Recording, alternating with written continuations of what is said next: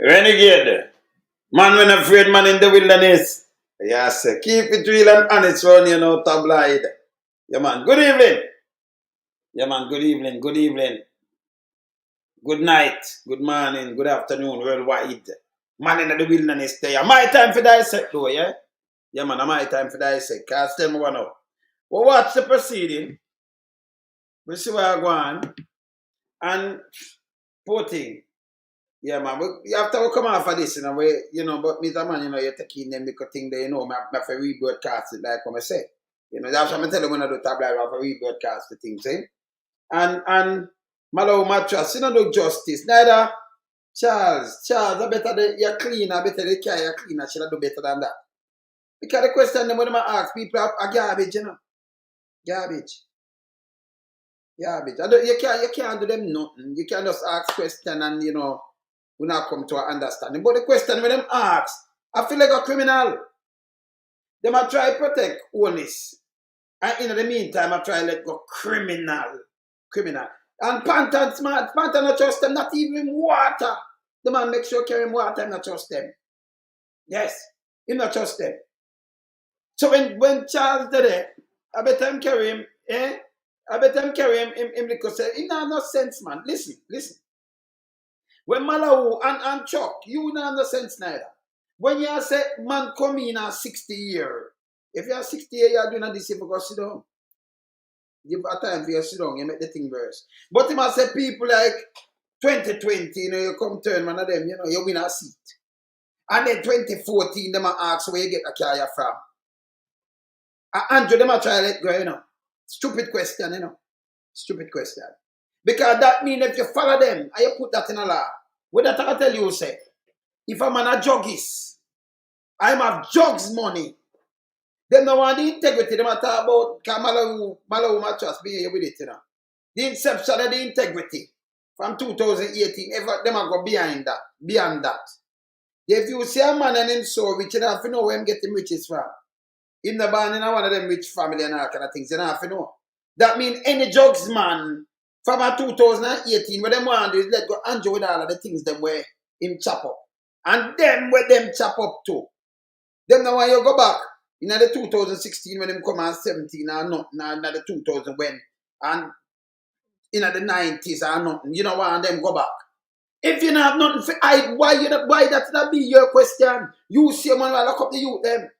When Chuck, when Uno, I move off a ghetto youth.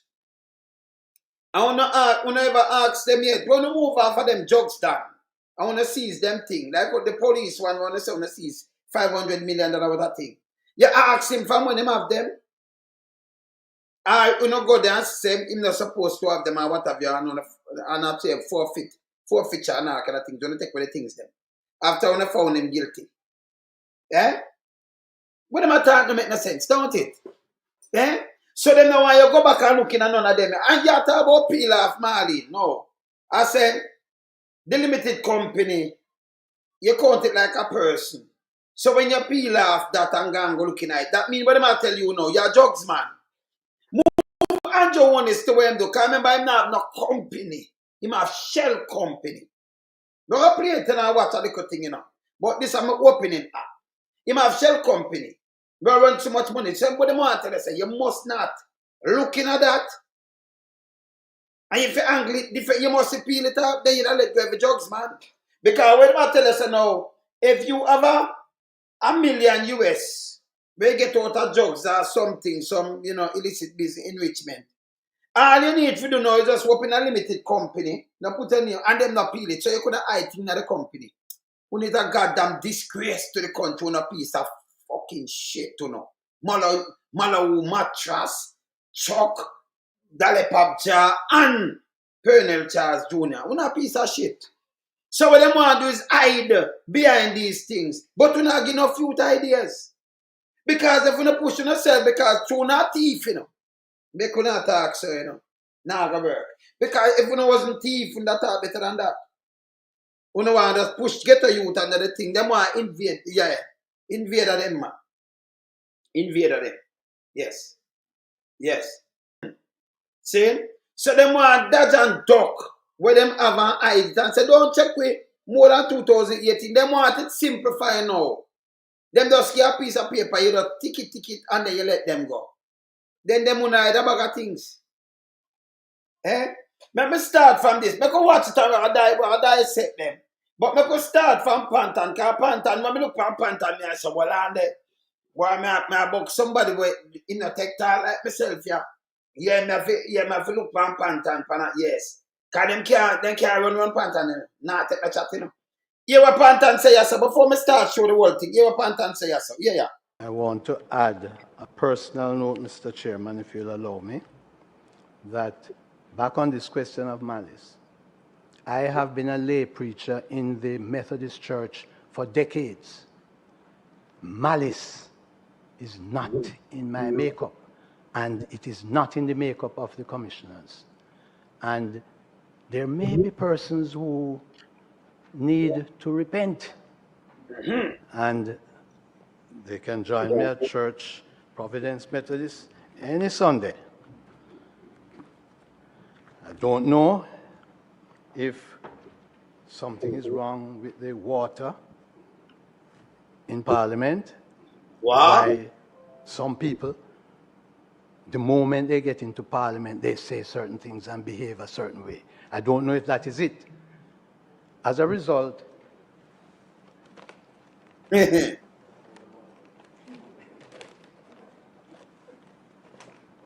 decided that I wasn't going to take the chance of drinking any water here.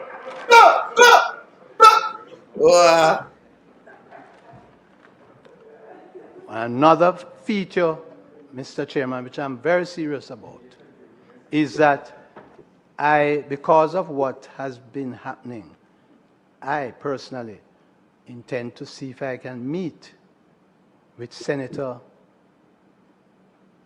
Longmore, Doctor, to have a word with her, because it may well be that she needs to have a word with some members of the House.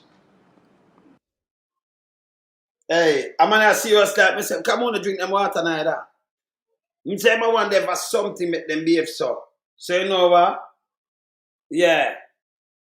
Them season take out this is what I talk about Calvin. Yes. So them take away get up people things then.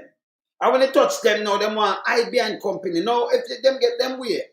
What them that do now is open limited company. This and that limited. And then them that put the things them in there. And then while you're looking at it.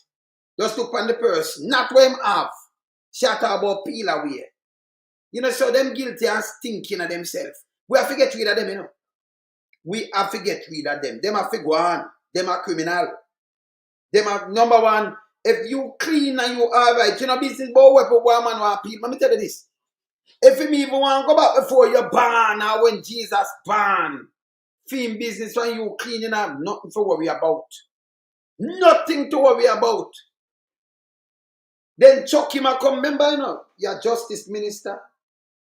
And you are going to talk, say, you know, man just turn member of parliament, you know, 2020, but you're looking at him car from in the night. The man said, even down in the 90s, you have to look at it. That means every drugs man can run in that now. Even I can't big up yourself. Every drugs man can run in that. Crab, big up yourself. You understand? Oma, from down at Mobile, big up yourself. Every drugs man will push them little drugs. Whether them white and thing and what have you. You know? Big up the whole of St. Thomas and Portland. Uno member of parliament. Uno big up on yourself. Every drugs man will push them drugs. You can't just forget it. Them that beat the system, I'm going to recruit them alone, them that go, hey, people at Jamaica want to run them way. This is garbage. Garbage. Yeah? So you are, and hear this. Hear the next one, because we're going to play the thing now, you know. You see when them come up and talk about, Julian, look how it full now. A big mama read out the thing word to word, you know, quote the woman, you know. Them forget charging. The man say, Julian, depend the committee. The 11th of September, them supposed to have something and them cancel it. So me can speculate because every year since it in existence, every year them do an annual report. So if me know them do an annual report, you remember me tell about the Irish scope, you do an annual report.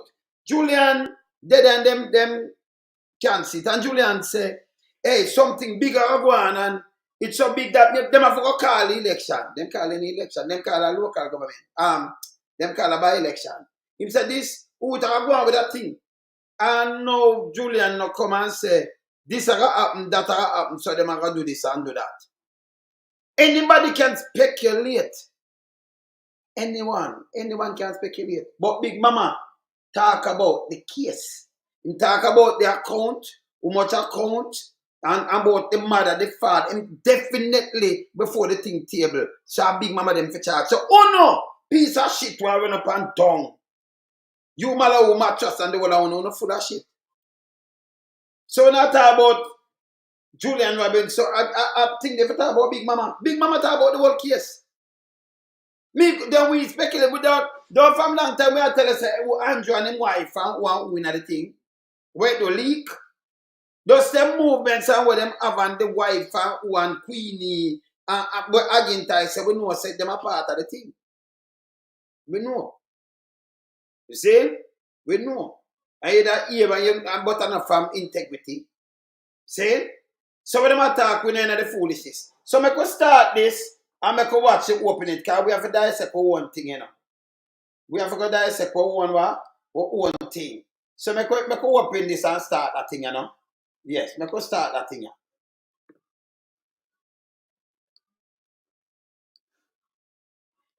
There's natural justice in the execution. So today we wanted to look at the annual report as presented to us with respect to the year 22-23. And I would begin by asking the chairman of the commission, who is here with us, to firstly introduce his team, and then, of course, to make his opening remarks.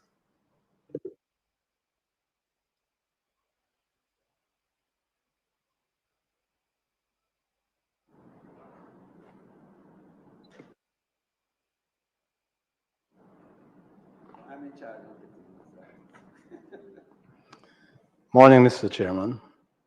Thank you very much for the kind welcome. I need to make an apology on behalf of Mrs. Monroe Ellis, who happens to be on a work assignment overseas. It's something that had been rescheduled because of an earlier date that had been agreed for this meeting. And when our meeting date was changed, she had to reschedule for yesterday, where she was going. And she's returning today, but not in time for us to have her here. I want to introduce the members of the commission who are present, the other members, Mr. Justice Hibbert, Mr. Eric Crawford, and Mr. Wayne Powell sitting behind.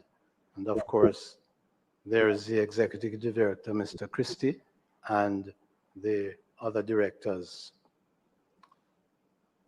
Now, before introducing the report, which we have already sent, Mr. Chairman, I'd just like to say that the commissioners have noted over the past couple of years that remarks have been made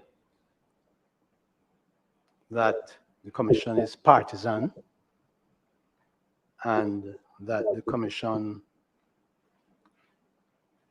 that there is malice in its operations. I'd just like to point out that the persons who made those statements know that it is not true. They know that we know it is not true. And they know that Jamaicans know that it is not true. There's a situation where 70% of the persons on the voters list do not vote. And it is startling that it could be suggested that the 5 commissioners happen to be partisan. So we reject that. In terms of our performance over the years, we have on record from no one higher than the Prime Minister that in 2020, Yes. he commended the Commission True. in our Anti-Corruption Day celebration. True. He said, under the leadership of Chairman, the Honorable Mr. Justice Seymour Panton, the Commission continues to distinguish itself, operating without fear or favor True. in pursuit of a just and corruption-free society. Yes. That was 2020. In 2022, he said that the Commission has done an outstanding job in increasing awareness and understanding of the anti-corruption framework. Mm-hmm. And as recently as December last year, he said, I am therefore pleased to note its work to expand public sensitization programs and improve investigative performance and technical proficiency, all of which represent a comprehensive approach to addressing corruption. I also commend the Commission's efforts to strengthen awareness and compliance, as well as its dedication to improving responsiveness, etc., etc. So I just want, although I know that Jamaicans on the outside know that those statements made in this hall by parliamentarians are not true, although they know that, the words here go international. So for the record, I wanted to put on there what none other than the Prime Minister has said in relation to the work of the Commission. And I hope that puts to rest the question of partisanship and malice. As regards some other statements made in this room about giving orders, the Commission takes orders from no one other than the court. And it needs to be understood. Thank you. The Commission takes orders from no one other than the court. Thank Of you. course, there is God-given orders which we all obey. Good. And I hope, Mr. Chairman, that the persons who were making those statements, that they will desist, because it fuels, such statements fuel a sort of mood among sycophants. And in the kind of society in which we live, we need to understand that persons should be very careful of what they say. There is a member of parliament who was actually, Mr. Chairman, sent out a document with the photographs of 4 of us saying that we are bringing down the government. Now, in this climate, for a member of parliament to be doing that, it's reprehensible. And I have not heard any parliamentarian condemn it. True. And they are sending out, there are parliamentarians sending out WhatsApp notes of all sorts of reprehensible things. And I hope that somebody will take the leadership to correct them. We on the Commission, we are committed to doing what the legislation permits us to do. That is what is happening. And it is not fair for the employees to be set in a stage where they can be set upon. So I trust that folks will realize that the reports that we send from the Integrity Commission, they are reports of facts. There are factual statements in the reports. Of course, there are recommendations attached to the reports which the law allows. The law says that the Director of Investigation. People, here is a report of facts. And you own this with the 28th bank account. When you can't go and spin and go on with the look of foolishness, can't get away now. Report of facts. Yeah? Continue. Yeah, man. And the money they will run through your account. Report of facts. Yes. May make recommendations. The recommendations that are made, the Parliament need not follow them. In fact, the Parliament in Jamaica has a history of recommendations being made by people who make reports, Commission of Inquiry, and the recommendations are ignored. So we understand. The FinSac one too. Them have, a matter of fact, them have the whole report. Them have the whole report. Them not release it. So them have behave. Continue. Understand that. And we should not really have a situation where we are being pilloried for doing what the legislation allows. Now, in relation to this annual report, Mr. Chairman, it was dispatched to the Parliament in late June. The letter that I signed sending it is dated the 24th of June. And I did notice that no sooner than the annual report left the offices of the Integrity Commission, no sooner than it left the offices, there were public broadcasts of it before it was tabled. I noticed that it happened also with another report that was sent subsequently.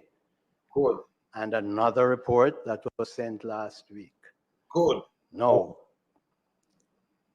If it is thought that anyone in the Commission is leaking these reports, we would like it brought to our attention, would like it investigated, because anybody in the Commission who leaks, if it's an employee, instant dismissal.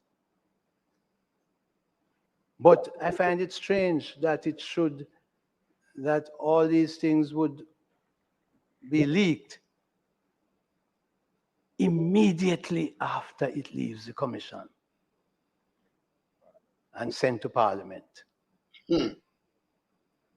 I find it puzzling to understand if it is happening from the Commission, why is it that it is delayed, the leak is delayed until it is sent away from the office. I cast no aspersions, but I want to add a personal note, Mr. Chairman, if you'll allow me, that back on this question of malice, I have been a lay preacher in the Methodist Church for decades.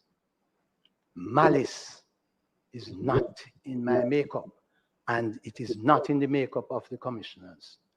And there may be persons who need to repent, and they can join me at church, Providence Methodist, any Sunday. I don't know if something is wrong with the water in Parliament, why some people, the moment they get into Parliament, they say certain things and behave a certain way. I don't know if that is it. As a result,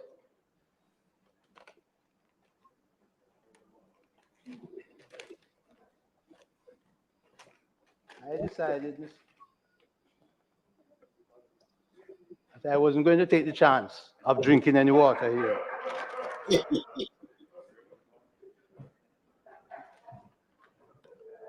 Another feature, Mr. Chairman, which I'm very serious about, is that because of what has been happening, I personally intend to see if I can meet with Senator Longmore, Doctor, to have a word with her, because it may well be that she needs to have a word with some members of the House. And so I present to you, Mr. Chairman, the 6th annual report, which has been compiled in keeping with the law. The law.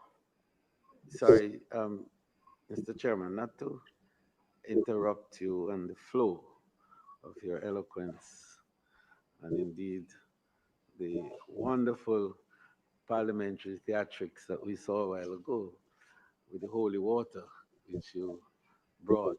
But a member is showing an interest in making, no.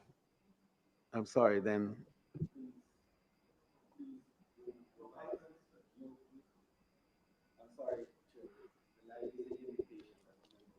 Oh, I see. Yes, I'm finishing now, sir. I present to you this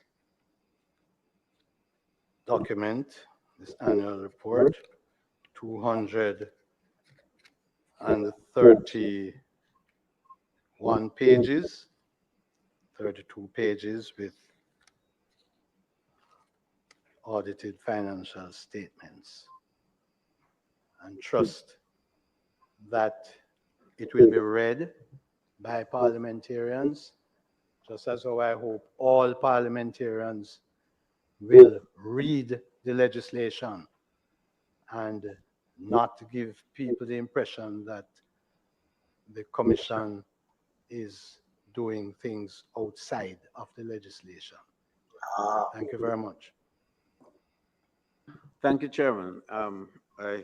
I heard your very extensive statement and the tenure tone of it, which gives concern to this chair, and I'm sure to the committee, and no doubt they will have some reactions to it, because we want to ensure that not just you, but the Commission understands that there is no determined effort to undermine or otherwise to stigmatize and or categorize any member in any negative or derogatory way, and that whenever we are aware of any such situation, that from the committee side, when we meet, we do have comments to make in that regard. The purpose of this meeting here today in particular is to further state the point of how symbiotic the relationship has to be between the Parliament and the Commission. We are established to enable a better and stronger working relationship, and to remove all the doubts and shadows that may appear or seem to appear over either the Commission itself or the Parliament and parliamentarians. That is the purpose in the end. And so we are concerned to hear the things that you have said. And we would be very, in fact, we would be very exercised by your being able to provide some specifics that we can work with, not necessarily at this meeting, but from chairman to chairman. I'm sure the door is always open for us to have discussions and to look at matters such as what you have said and other matters which no doubt members of the committee might be able to say and to enunciate on. But the purpose overall is for the two teams to work together. And as chairman to chairman, I want you to be A lot of foolishness in the people. The confidence that reposes between. A lot of foolishness when I say from chairman to chairman. Chairman for your oversight committee. But not for, because remember, you have to hold this chairman for the oversight committee to, if him no do for him thing right, you have to hold him to, you know. And publish him to and expose him to, you know, and him have to get charged to, you know. So now from chairman to chairman, like you have friend of the IC for the work. We know, you know, that we don't know. And by the way, before this, it was the opposition always cheer. So them did a cheer when them in our opposition. We just keep the thing balanced. Bruce set it away. Then so why Andrew change it that the ruling party and them sit on a chair? You saw them spooky? Continue. In the two positions. I have great confidence in you as chairman. Well, I'm As only chairman, making the point. I have confidence in you. I'm making the point, Chairman, that in all of this, we have to make sure that the confidence is also between our oversight committee, this team in Parliament that works with you, and of course, the full commission. Members, I see Member Paulwell, and I recognize you. Thank you very much, Chairman. I also join in welcoming the commissioners, and indeed, this is unprecedented. And I certainly have taken careful note of the chairman's opening submissions, and I think the country will as well. Chairman, I want to go to a fundamental question that we have grappled with here in this committee as to the role and purpose of an oversight committee, almost in a supervisory oversight role, to a commission that by law, section 6.3, in the exercise of its powers and performance of its functions under this act, the commission shall not be subject to the direction or control of any other person or authority other than the courts, and B, shall act independently, impartially, fairly, and in the public interest. At the commencement of your welcome, you referred to our standing orders. And I think it is right that we are reviewing these standing orders, because I have expressed time and time again my discomfort in how we view the commission, how we view their reports. And perhaps we could get a view from the commissioners today about that. My view has always been that as an oversight committee, we should be mindful of the effectiveness in terms of a budget, in terms of the staffing of the commission, and to ensure that those things are adequately provided, and as the body overseeing them, we would advance their case in the House to ensure that they get their money, they get their staffing.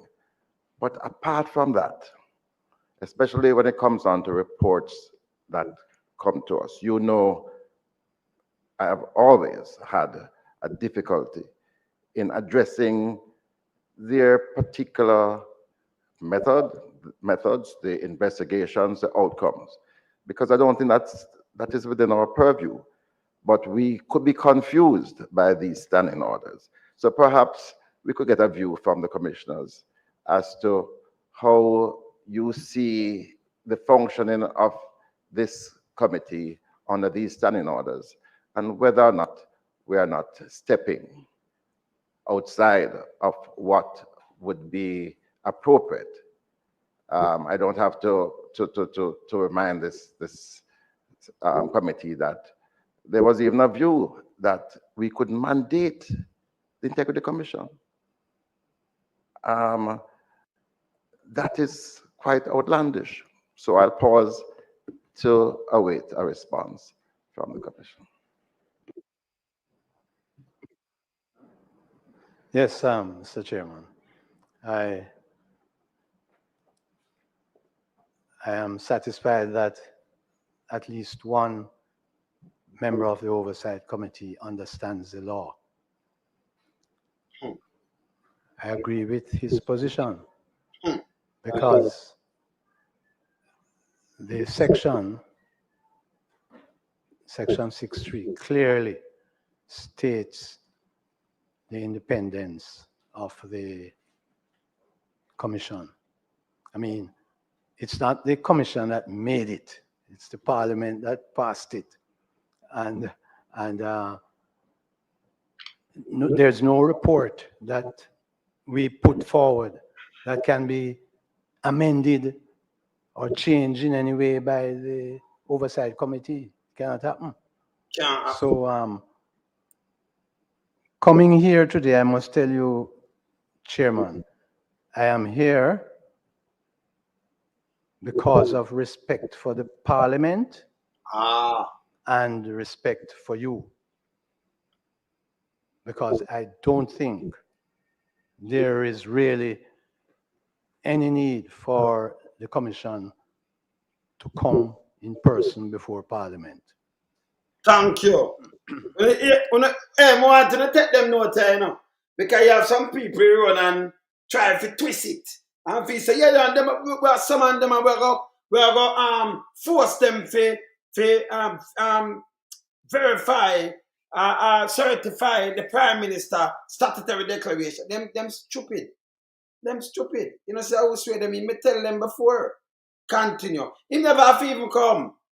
But you hear why I'm saying come. Because them never need to come neither, you know. Because the Oversight Committee can't do them nothing neither. Continue. I will have some comments on that. I'm seeking advisement in terms of the standing orders and the power of the Parliament in relation to this area, and whether or not, as the member seeks to find out, there is a disconnect. Because if the Parliament has oversight responsibility with all these areas as enunciated by Section 73B of the standing orders, and the standing orders is what guides the Parliament. That's the authority of this House, and it gives us authority to act.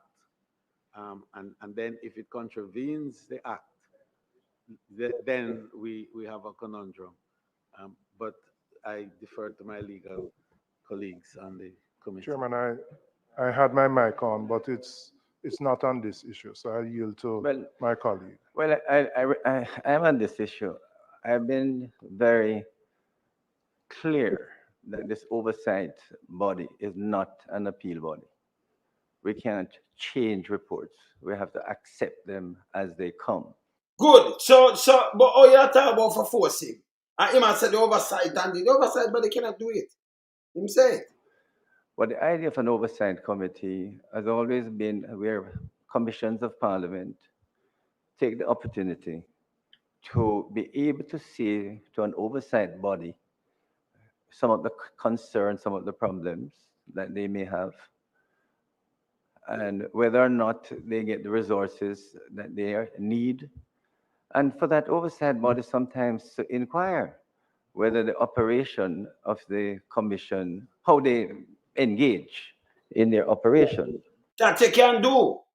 Yes, that you can do. But you don't have the power to do what him does tell you. Yes. So I think that the oversight body is not meant to be an appeal, and I've said it repeatedly.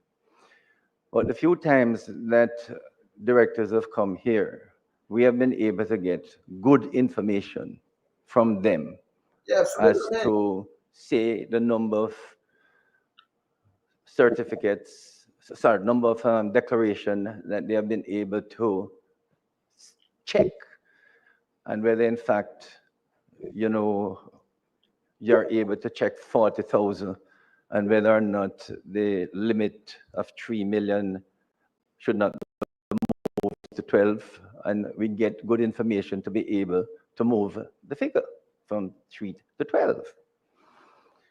So this oversight body, Chairman, has the opportunity to even ask the commissioners, since 2018, has this government provided the resources you need to perform your duties and operation?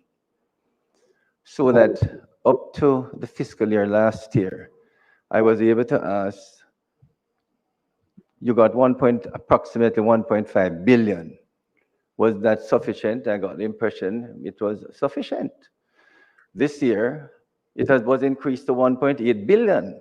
And in fact, you have requested more in your supplementary, in the supplementary budget. You're likely to get 2 billion in this fiscal year. So that, is there anywhere, commissioners or directors, that you have asked for resources that the government has not provided?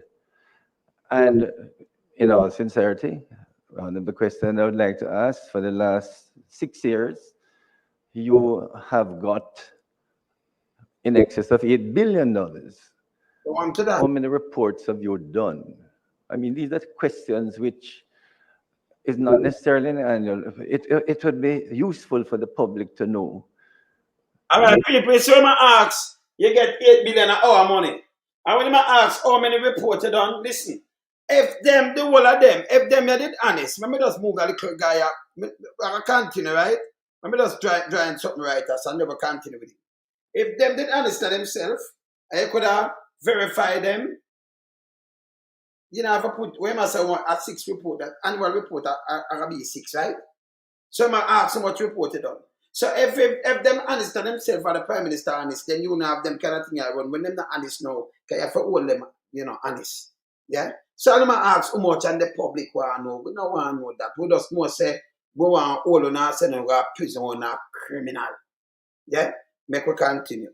We don't know chatting with them, because they not trick we, That done with. Continue. That the government has not refused you any resources. You have got it. And the opportunity is here to say, we did not get what we wanted. And that you call them for. You call them, if them never get that, them requests to come there. I want to call them. So when I talk, what you talk, we get for rub him out as certain people. Because when I talk bullshit. Them invite them there, the 11th, them never get to come and them invite them back because them want them to look somebody to twist up because they own this and in 28 account and do much hundreds of millions around thing them. Yeah? We resemble money laundering. Them afraid about them looking at themselves too. And they did dishonesty, yeah? Continue.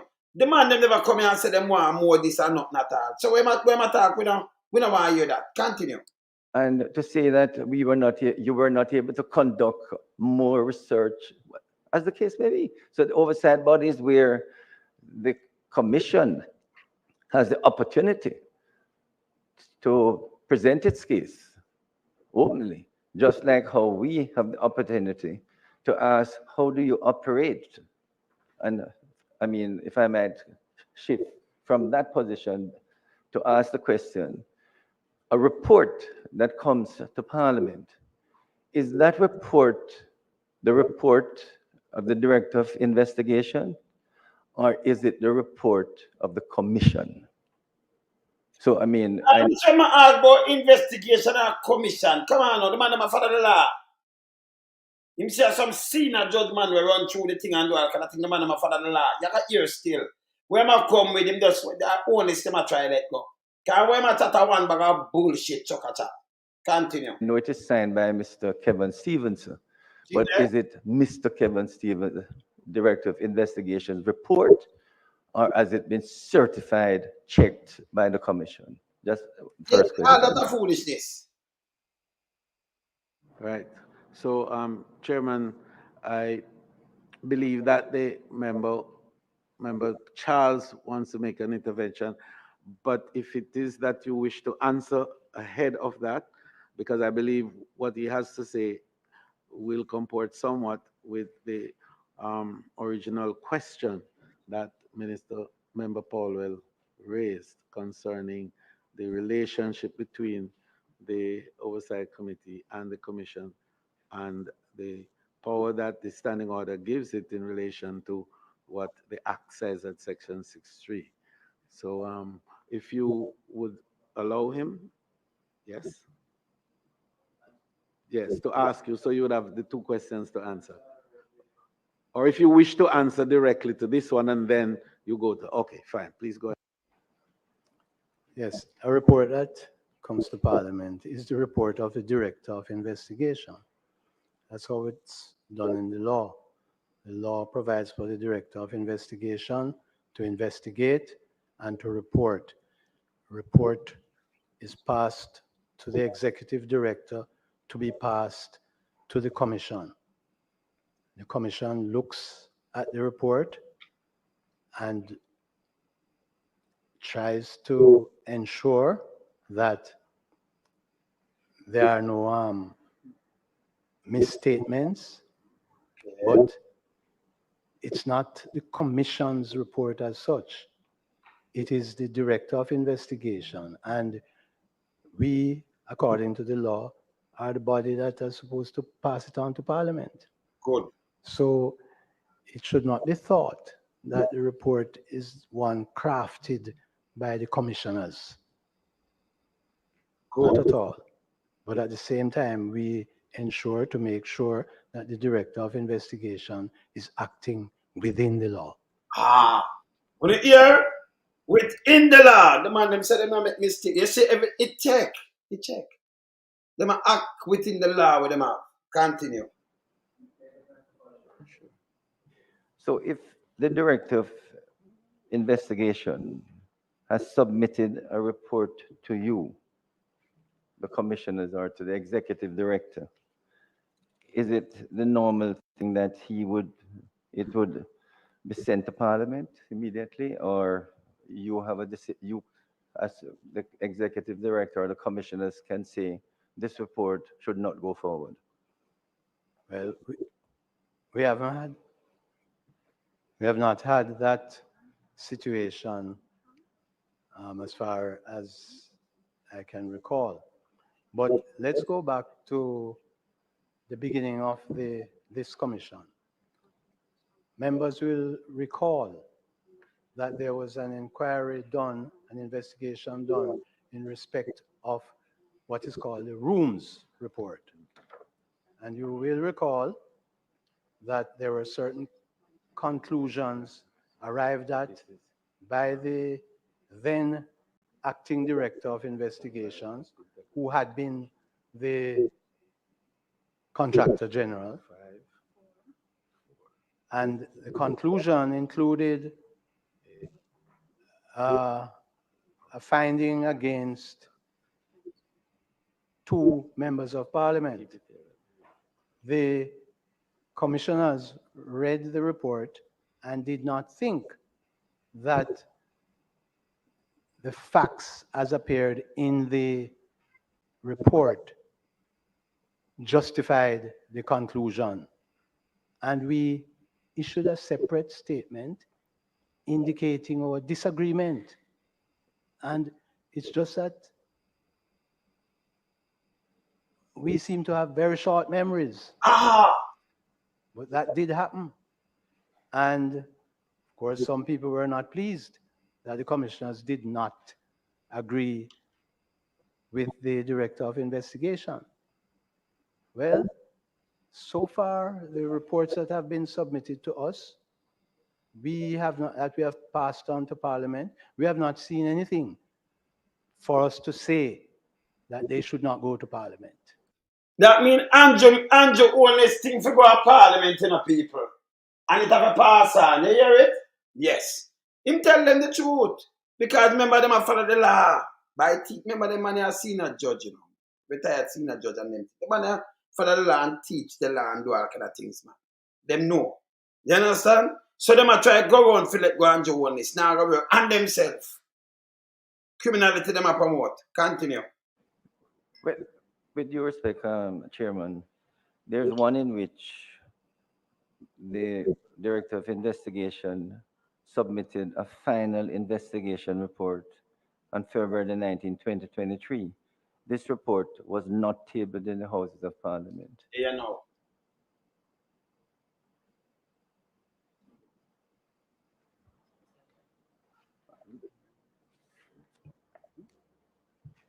I mean, this is coming from a report you sent to us.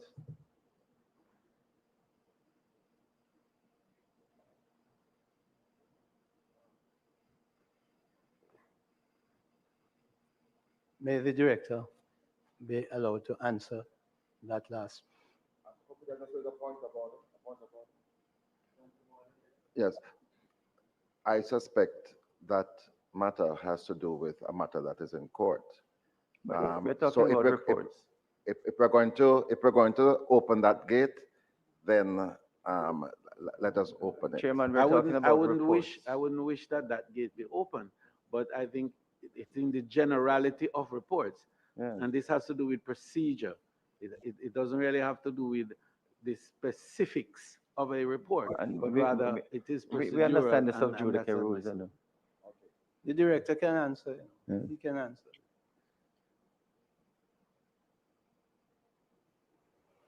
Thank you very much, Chairman and members. Good morning. The provision that governs the tabling of reports in Parliament, or the treatment of reports generally, is Section 54 of the Integrity Commission Act. Only certain reports are required under that section to be sent to Parliament for tabling. So, for example, if during the course of the investigation, the Director of Investigation is of the view that there is insufficient evidence to continue the investigation, what happens is that the director will terminate the investigation and issue findings to the commission. That report is not tabled. The other category of investigation reports would be investigation reports that contain findings which are considered to be a breach of code or any law or an act of corruption. That category of report, having been sent to the commission, would thereafter be tabled. If it's only a breach of the corruption, you hear this? code, it would go directly to the commissioners, then to Parliament. If there's a breach of law and there is a recommendation to be sent to the Director of Corruption Prosecution, the report is referred on to the Director of Corruption Prosecution together with the file, and having completed her ruling, that would be sent back to the Commission, and it is then sent to Parliament for tabling. I am not sure if I should comment on the February report, but that is the general. No, because the follow-up question, Chairman, is simple. You do a lot of investigations, and you do reports on these investigations. What proportion of these investigations would you say you table reports on to the executive director or the commissioners?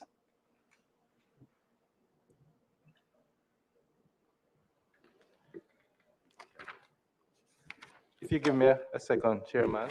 In the annual report itself, there is statistics on all the matters that have been referred to me during the course of my tenure at the Commission.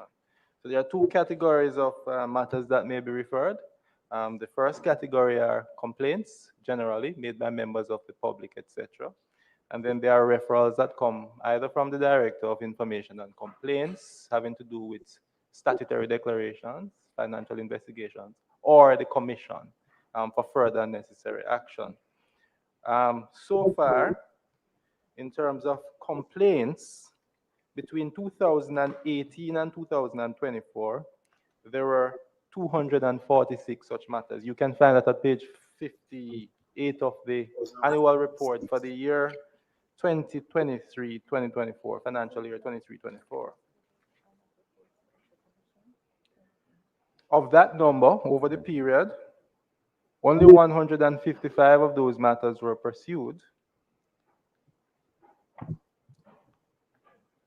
12 of those matters were referred to the Director of Corruption Prosecution. 13 were referred internally, and by this I mean it could well be that, for example, there's a complaint on a contract. If the contract is still ongoing, then we would refer it on to a monitoring unit to review the execution of the contract and to provide findings. That does not necessarily result in an investigation report. And then there are matters that may be referred externally, for example, to our competent authorities or other entities, matters that are not in our remit, for example. And then there are matters that are closed on preliminary inquiry. Now, Section 47 of the Act requires the Director of Investigation, when a matter is referred, to look at the matter to see whether the matter is one that is frivolous and vexatious, whether another entity is dealing with it, or whether it is within the remit of the Commission at all. During that process, information could be requested from external entities. The complainant could be spoken to. Several investigative actions or preliminary investigative actions would be conducted. If at the end of the day, there is insufficient evidence to justify the conduct of a full investigation, then the matter is closed on preliminary inquiry. 82 such matters were closed during the period I referred to earlier, 2018 to 2024. You will also see at page 50 of the report the number of matters completed over the 5 years period, or the 2018 to 2024, a total of 161 were tabled in Parliament. 161. And you'll see the statistics there. Except I'll not go further into the statistics, except to say that of all the referrals made to the Director of Investigation for this period, we have completed 96% of those matters today. So really and truly, Chairman, the question is the Director of Investigation completely independent as to what reports he continues, terminates, or do you report to the commissioners and the commissioners can direct you that it should stop or it should continue? Yeah. The Director of Investigation is subject to the general and specific directions of the Commission. In terms of the governance structure of the organization, under which we operate, the division is supervised by a committee, the Investigation and Corruption Prosecution Committee, and each month there's a report made to the committee, the matters that are being investigated or inquired into, the completion of matters, etc. The operations generally of the Commission. I make reports to the committee on those matters. Sorry, Chairman, while the deliberations were happening, I sought the legal advice in relation to the position of the Oversight Committee vis-a-vis the Commission.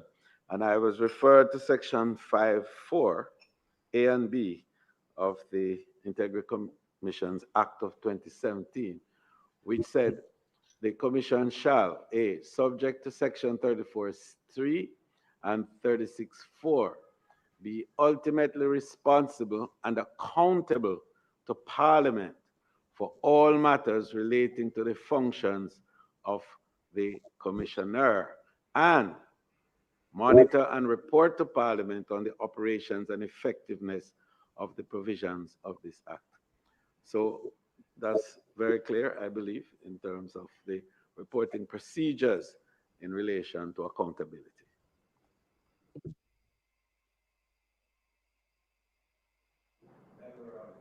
Morning and welcome to the Commission and the team. I have 3 questions.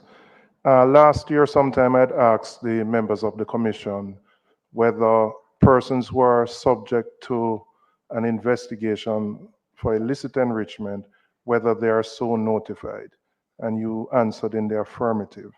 I'm going further, and I'd like the Commission, through this committee, to provide a sample copy of the letter which is sent to an individual who is the subject of an investigation for illicit enrichment. I would like to satisfy myself as a member of this commission that there is clarity and there is no ambiguity in the correspondence from the Integrity Commission to individuals who are the subject of investigations for illicit enrichment? That's my first question. My second question, which may be directed to the Director of Investigations, I'd like to know what percentage of investigations undertaken by the Integrity Commission are referred to third-party bodies, units, for further investigation, and what factors are used to determine those referrals to those third-party bodies. And my final question relates to the practice of the Integrity Commission, which discontinued the routine quarterly publication of contracts, which are awarded by the government of Jamaica to various bodies, and did so under the basis of an interpretation of the Integrity Commission Act. And I believe it's section 53.3, which you have interpreted to preclude you from doing that publication. I'd like to know whether the Integrity Commission is open to seeking an independent legal opinion on that particular provision, and whether you would do so from the Attorney General's chambers. I personally don't support your interpretation, and I know for sure it was not the intention of the crafters of that particular clause for it to preclude something which is in the general interest of transparency and openness. So those are my three questions, Chairman.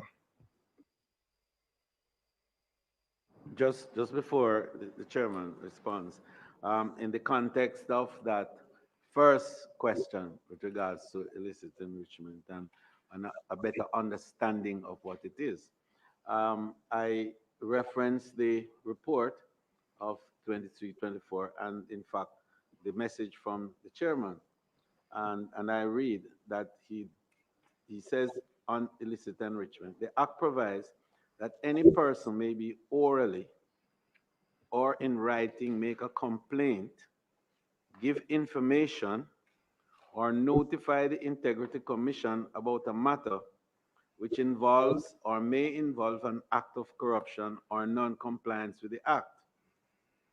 He went on to elucidate on the matter by saying, when a person approaches the Commission in this way, the Director of Information and Complaint is compelled to record the complaint or information and submit it to the appropriate Director of the Commission for action. The Act also provides that the annual report must contain a general description of the matters that were referred to the Commission and a general description of the matters being investigated by the Commission. The Commission has no control over the complaints and allegations it receives. It must, however, investigate them and make a note of the fact of the receipt and the investigation in the annual report. This is what the legislation passed by Parliament requires. The police received numerous complaints, he made a further point, and allegations of various crimes that when investigated are found to be without merit. So does the Integrity Commission. And everybody know that. So, Moss, you can call and send something them have to investigate. Same like the police body. They investigate a lot of people with not have the merit. Go on. Yes. Which has no control over speculations, rumors, or mischief making in the society. And that was his line on illicit enrichment. So I just further to your question.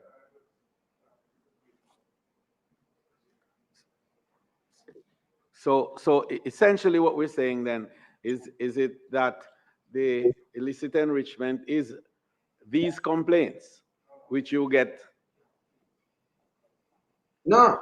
No. But it's important, I think, because in giving clarity to the whole process, and this is from the chairman, it's very important for us to take note of this. Yes. If you allow me, Chairman, what you said is valid, but it's not what I'm asking, and I don't want it to be confused. We accept that any individual can make a complaint. I'm not going there. I am going where you initiate an investigation.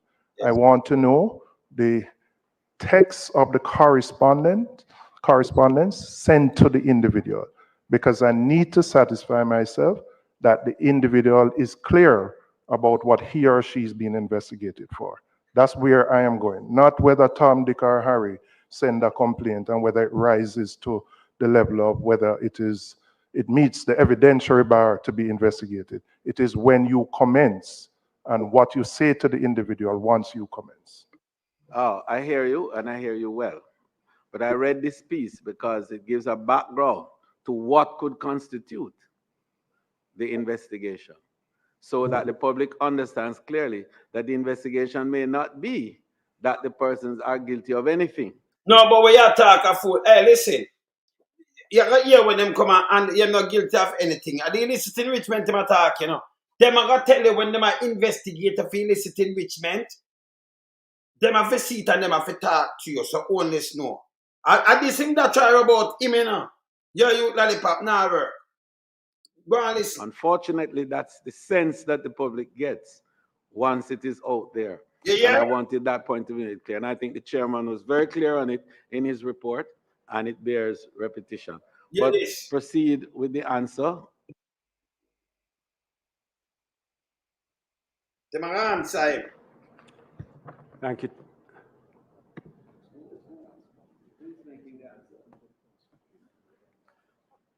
Thank you very much, Chairman. On the first point, the first question, whether a person who is being investigated for illicit enrichment is notified by the commission. And people want to take this, just take in this, because they might try to twist the one lollipop. Hear this. You want to know the exact text of the notification. Yes. Now, when a matter is referred on to the Director of Investigation for investigation, for example, illicit enrichment, it is the practice, as I recall it, of the Director of Information and Complaints that he advises the declarant that the matter is being referred. My recollection, and you may correct me if I'm wrong, the letter does not say that you are being investigated for illicit enrichment. Listen. And he says that I am correct. Now, when the matter comes to the Director of Investigation, that matter has to be assessed. Thank you. There has to be investigation into the matter before the declarant can be advised that they are being investigated for illicit enrichment. Because the Director of Information and Complaints doesn't necessarily go in depth with the matter.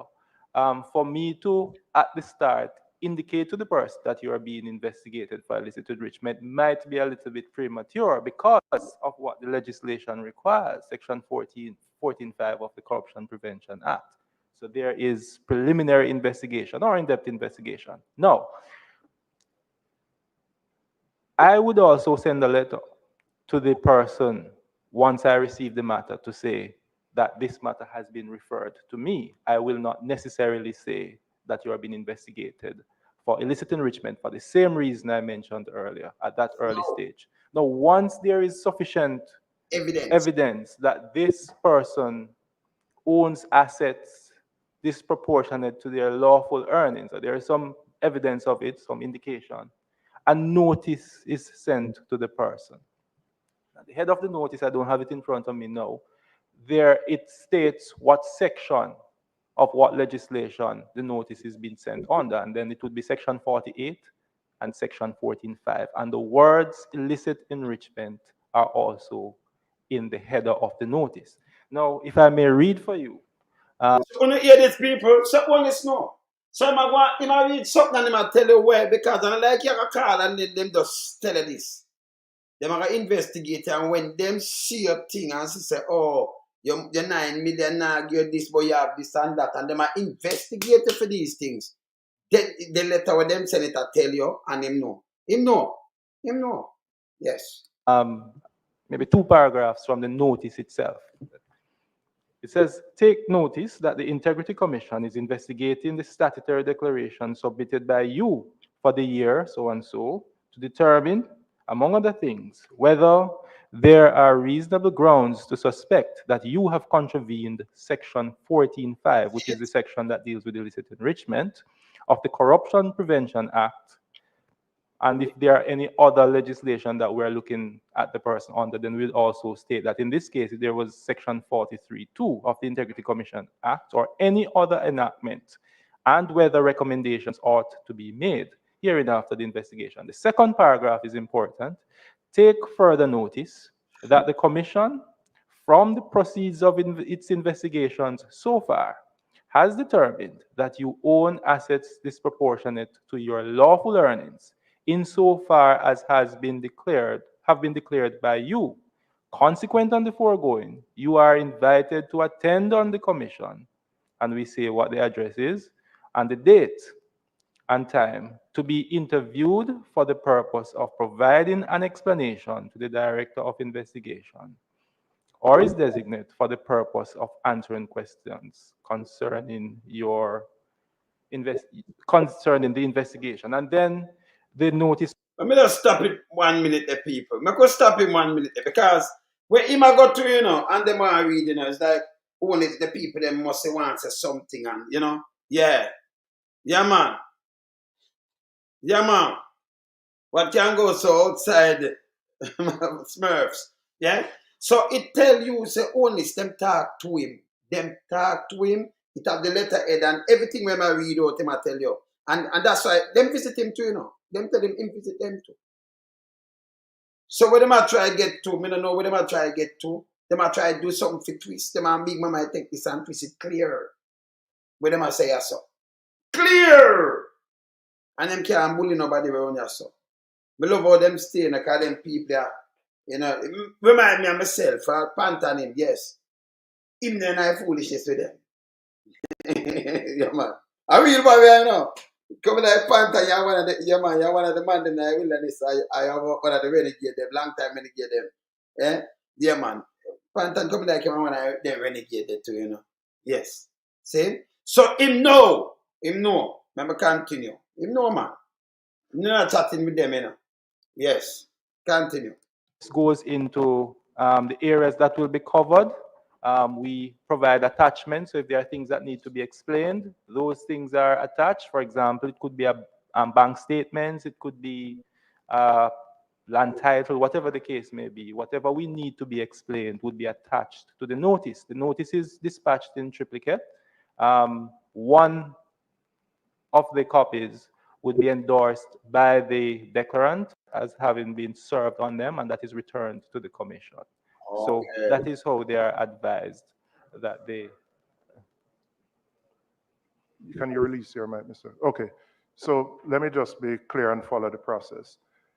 If I'm being investigated, Mr. Beresford would indicate to me that he's referring a matter to you, but he doesn't state the nature of it.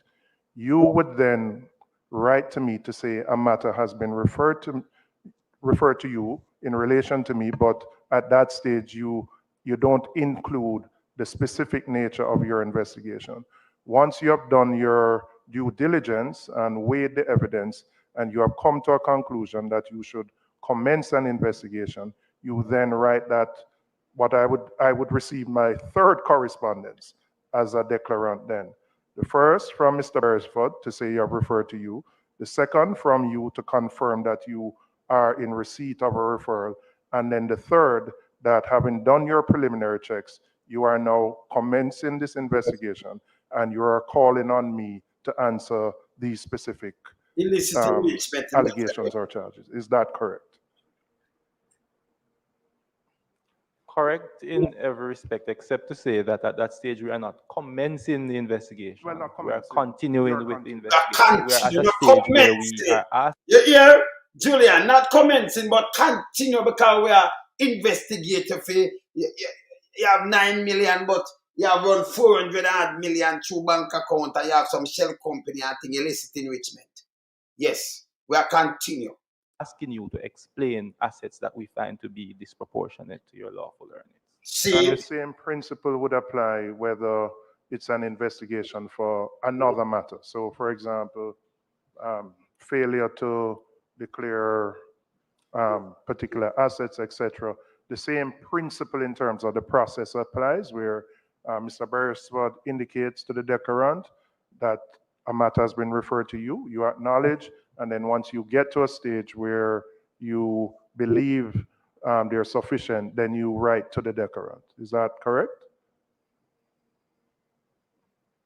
Not in all cases. Because the illicit enrichment matters are peculiar, it requires that the declarant explain the source of funds for the assets. So it is not done in the very same way, but there may be a time during the course of the investigation that the declarant would be called in to answer questions, for example, under caution, after having collected the evidence and we are satisfied that there is sufficient there to arouse our suspicion that an offense has been committed. Then we would call them in at that stage. But each investigation, of course, will turn on their facts.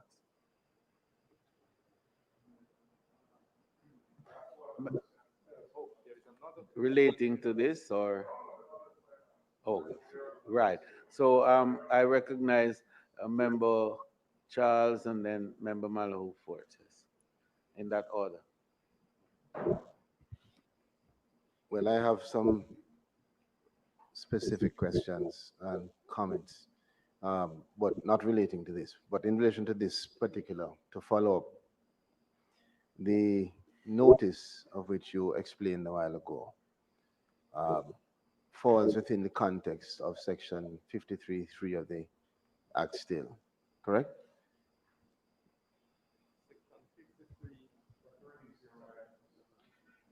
Let me assist you. Let me assist you. I'm referring to the section, I'm trying to pull it up.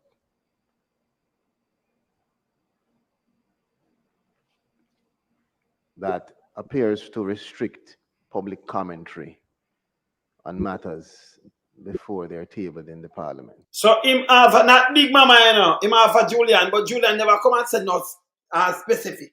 So Big Mama them and themselves them we got talk about. Listen here.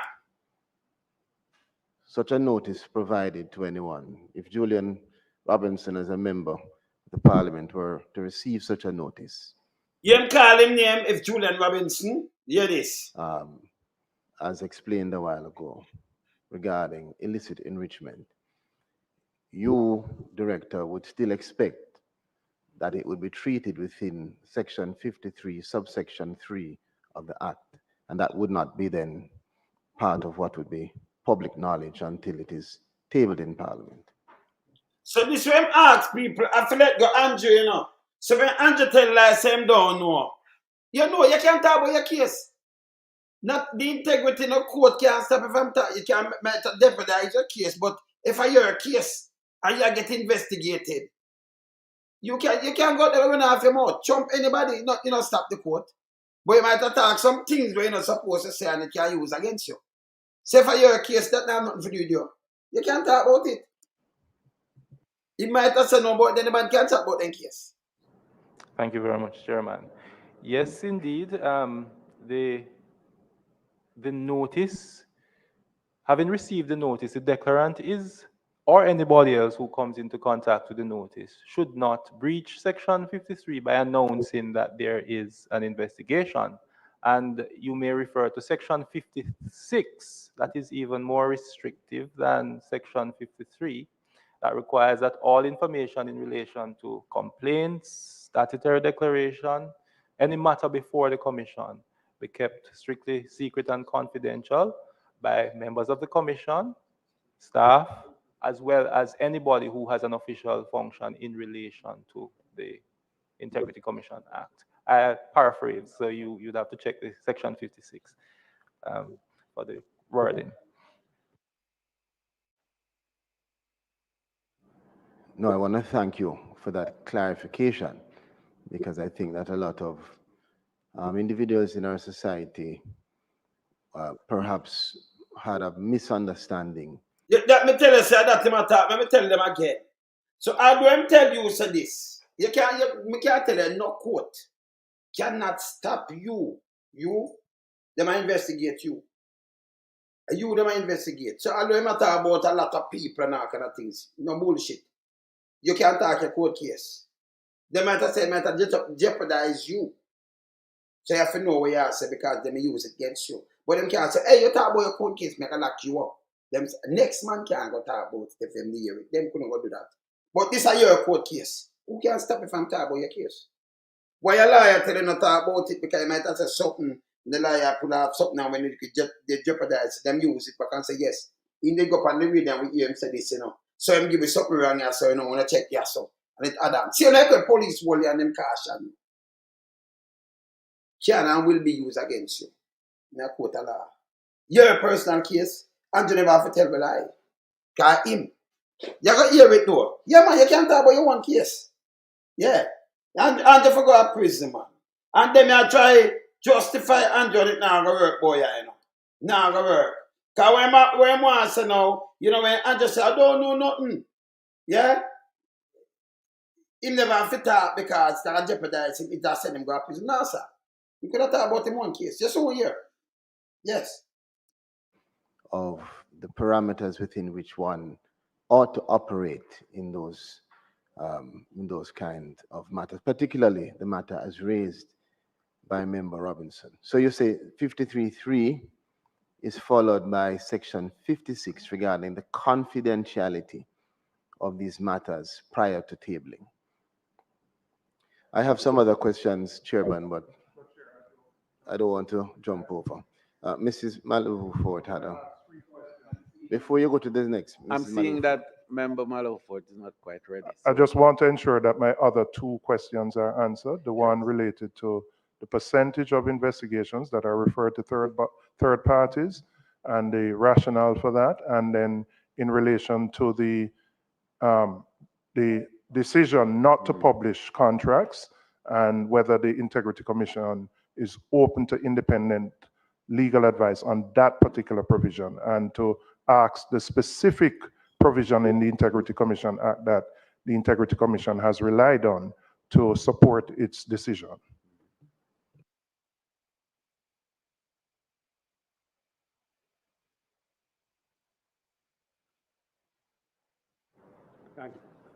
Thank you, Chair.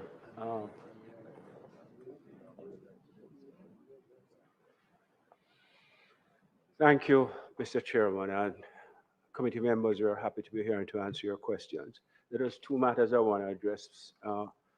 Member Chuck made a comment about reports being sent by the Director of Investigation to the Commission or to the Executive Director. The Executive Director has no substantive function when it comes to investigation reports. It's merely procedural. And the process is governed by Section 54.1 of the Integrity Commission Act, and I'll just read it. And it's important so that we can bring clarity to this thing, because I've also seen it on social media. The ED has absolutely no role to play when it comes to investigations. It says, on completion of an investigation, the Director of Investigation shall prepare and submit to the Commission, not to me, to the Commission, through the Executive Director, a report of his findings and recommendations. So it merely comes through me. And for clarity and for full understanding, we can tell you what the process is. The Director of Investigation sends me the report. It's password protected in case it gets somewhere, but it comes to me by electronic means. Once I receive it, literally within minutes, and this applies to all the reports I've gotten over the past nearly 5 years, I send it to all 5 commissioners by email. And then via another means, which I will not disclose, I send the password. And that's all I do. He sends to me, and I send to all the commissioners, and I copy him so that he knows that it has been sent to the commissioners. And he would have provided me with the password by another means, and I will send that password to the commissioners. That's all I do. And then once the commissioners decide, in keeping with Section 54.4, that the report should be tabled into Parliament, they instruct me to proceed. And then the cover letters that you see, which accompany the investigation reports, I sign on behalf of the Commission. That's it. So, Member Chuck, I hope that clears it up. So it's not that it comes to me or the Commission. It's always going to the Commission, but through me. And at this way them are spread. Queenie, chuck the whole of them and attack one bag of foolishness. So yeah, the man them are clear up some sitting there. Yeah man, continue. The third question that Member Robbins asked, I can address that. Member Robbins asked about the QCA reports. These are quarterly contract award reports. I had developed that concept back in 2006 when I was Contractor General.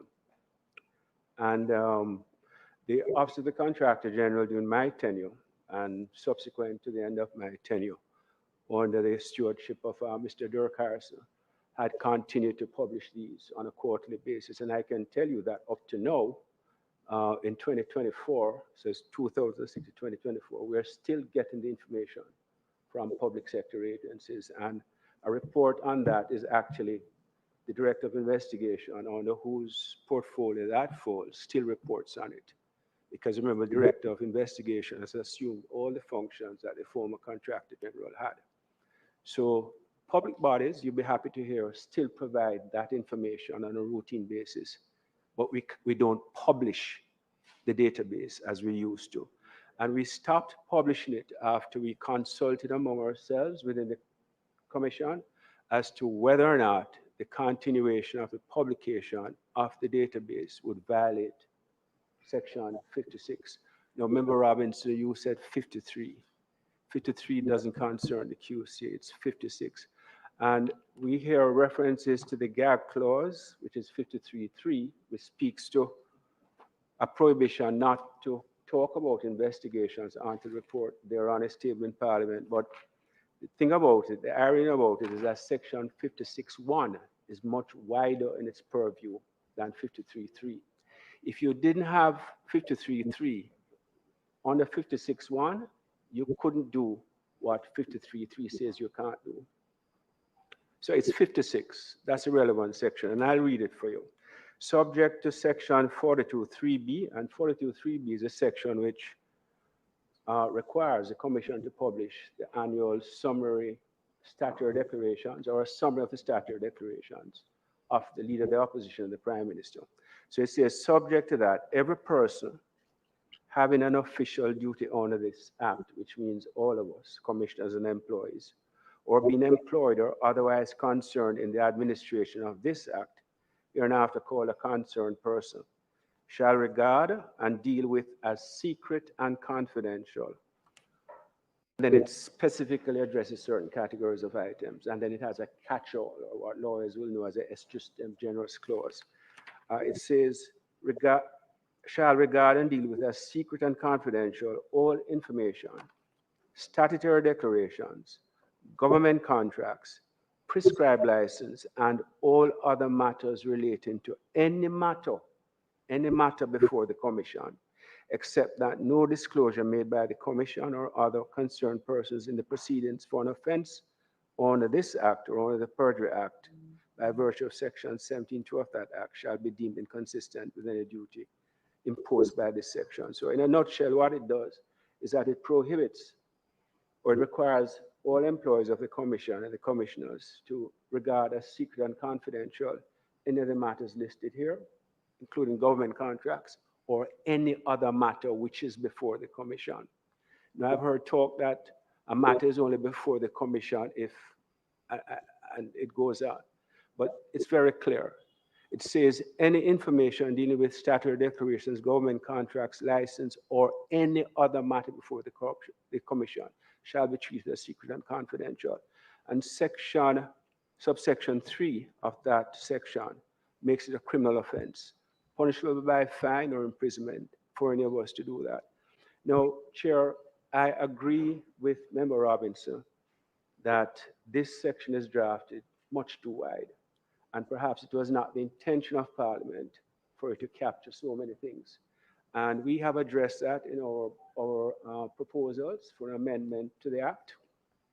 And so we share your position on that, because a lot of things about this provision runs contrary to Jamaica's treaty obligations on the United Nations Convention against Corruption, and also the Inter-American Convention Against Corruption, which spawned our Corruption Prevention Act. And we have said that in our recommendations to Parliament, the Joint Select Committee and this committee in terms of a proposal to have this amended. It's too wide. We understand that there must be a balance. Some things must be considered sensitive and confidential and kept that way, but this goes too far. Yeah. And we have submitted that. It go too far, people, because anything with government and the contract, people will see it. So we know them are do corruption and know what them are going with. And then the Integrity Commission that get more things if people know what them are doing, Them for see it. It's too wide, too much. Confidential, that's all, mad. Continue. So it now comes to the question as to, opinions. Now, as you go through this piece of legislation, as all of us had, and I found innumerable instances of what you call conflicts of law. Yes. I lectured law for 10 years.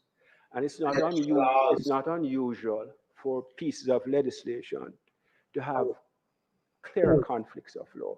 And Mr. Chairman, this is perhaps one of the reasons why it's very important to have this process and the Joint Select Committee process, where we review the legislation to identify those possible conflicts, where you're looking at things that this could never be. You pointed out one earlier, Section 63A, which says that the Commission shall not be subject to the direction of any authority. And I gather that someone else on that side is saying something else. These are clear conflicts. Yes, same act. And so it's important that these things are brought to light. And the Parliament, through you and discussion with us, given an opportunity to review them and decide exactly what is it that Parliament wants, and then to amend the law. You're going to have conflicting interpretations. We've heard one, that sort of thing. But I think these are provisions which are ripe for consideration, and they are ripe for review and amendment, for Parliament to reflect actually what it is that they want. But as our chairman said, we believe in the rule of law, and we try to reflect that in our work. And as I said, we did not just get up one day and say that we're going to stop publishing the databases. That database has over, I think, $250,000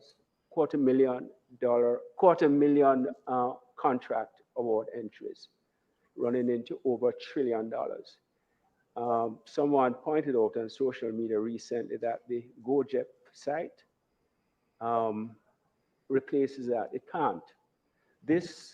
Our database, they've been tracking contracts awarded from May 1, 2006. That's almost 20 years. And it's freely searchable by any member of Parliament, any member of the public.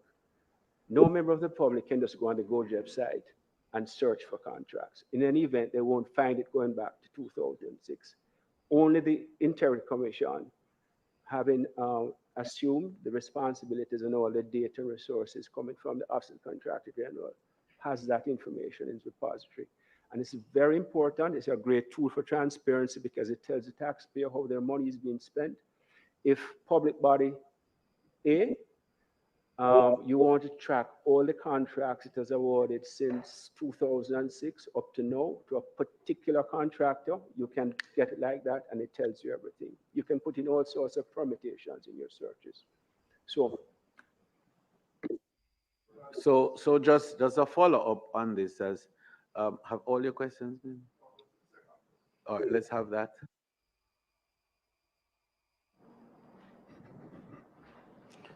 To the third question, Chairman, through you, Member Robinson has asked for the percentage of cases that have been referred to external entities, as well as what is the rationale for referring matters or not. I just did a quick calculation over the 5 years period. It's just over 3% of cases that have been referred to external entities. When we are looking at cases generally, and whether or not they should be referred, we have to be mindful of the remit of the Commission. Although there are other entities with similar or complementary powers, we have to be careful not to divest the functions that we are to perform, particularly when you look at the independence of the Commission in the treatment of matters having to do with public officials and whether other entities enjoy the same independence. Now, what we do and what you will see coming out of the investigation reports that have been tabled so far is the request for information from other entities, for example, competent authorities. You'll see, for example, requests for statements, information from the tax administration, etc. We also ask for information from the FID to assist with our investigations. There are also opportunities for joint investigations, and it depends. So far, the Commission has been invited to participate in joint investigations by other entities, and we are presently participating in at least one or two of those investigations. So the rationale around it is really the subject matter. What is the subject matter that is being investigated? Can we pass this on to another entity to investigate it, to be investigated, particularly if they do not have the remit to investigate that matter? And if you look at, for example, at statutory declaration related matters, who would we refer it to be investigated? For example, if you're looking at just purely the statutory declaration, then of course you'll have to refer to the functions of the Commission to investigate these matters and whether that can be carried out by another entity. But as I've said, we've cooperated with other entities. We have from time to time meetings. We try to do them on a quarterly basis. Particularly in recent times, we're trying to get back to our quarterly meetings with our competent authorities and other partners to ensure that we keep good relations so that we can share information where it is possible for those that are listed under Section 7 and for those that have not been listed, to ensure that we work out a way where we can get information from those entities.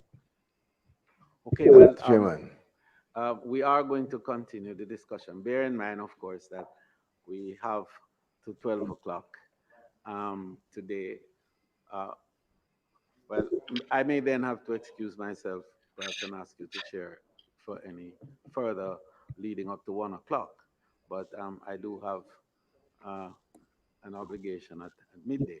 But suffice it to say that the comment made and the explanation given by the director, Christie, is apropos in relation to the work of another committee. And I sit in both capacities, as I wear both hats, and I'm fully seized by that. And we are particularly seized by the seeming levels of contradictions within the act itself, two of which we raised just in this committee meeting here today. But there are several others, and the breadth and width of it, and what it does, even in instances of, threatening to breach natural justice and various areas of, individual liberty and so on. So we need to take that deeper look, and I'm very happy that the discussions here have brought out even further the need for us to move faster, in fact, in dealing with these legislative amendments that the JSC is responsible for. And I can give you my assurance that we will be acting very expeditiously on these matters, starting the latter part of this month into the end of the year. Chairman, I had a follow-up question to what was just said by Mr. Christie. He referred to Section 56 as being the relevant section, and in my understanding, relating to the constraints placed on members and officers working in the Integrity Commission. But as it relates to members of Parliament, for instance, because we're speaking a lot about the parliamentarians, a member of Parliament would be in breach of Section 56 or Section 53(3) if it is that they were under investigation and published that information. Only him attack, Chairman said through the lie, he might try to clip the lie. No. Already, even if him say yes, you can't charge him on a film case. See him in a court, the highest court, all you can do them use it against you. Eh? Where my attack say? All right, because we have clarified that members of parliament under investigation would be in breach of the confidentiality in this act. They spoke of it. But would it be relating to section 53.3 or 56, in your opinion, Mr. Christie?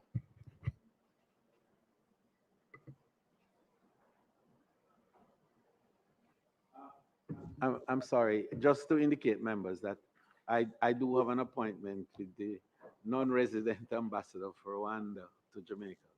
And he's passing through, and I did make it for 12 o'clock because we had hope for a 2-hour meeting.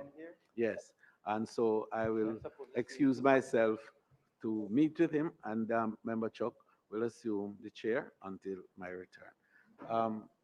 Proceed, Member. I had asked a question, Chairman. Very important question for me to understand. Yes, Chair. Member Charles, I think it's a fair question in the circumstances, given the language of both provisions, as to does it prohibit just members of the commission, employees of the commission, or does it extend to other persons? The commission actually issued a statement with respect to section 53.3 the other day, when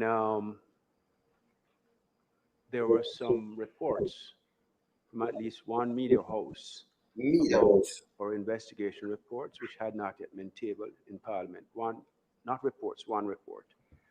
And the point that the commission made was this. It says, and this is what it highlighted. I'll read the entire section and tell you what we were highlighting.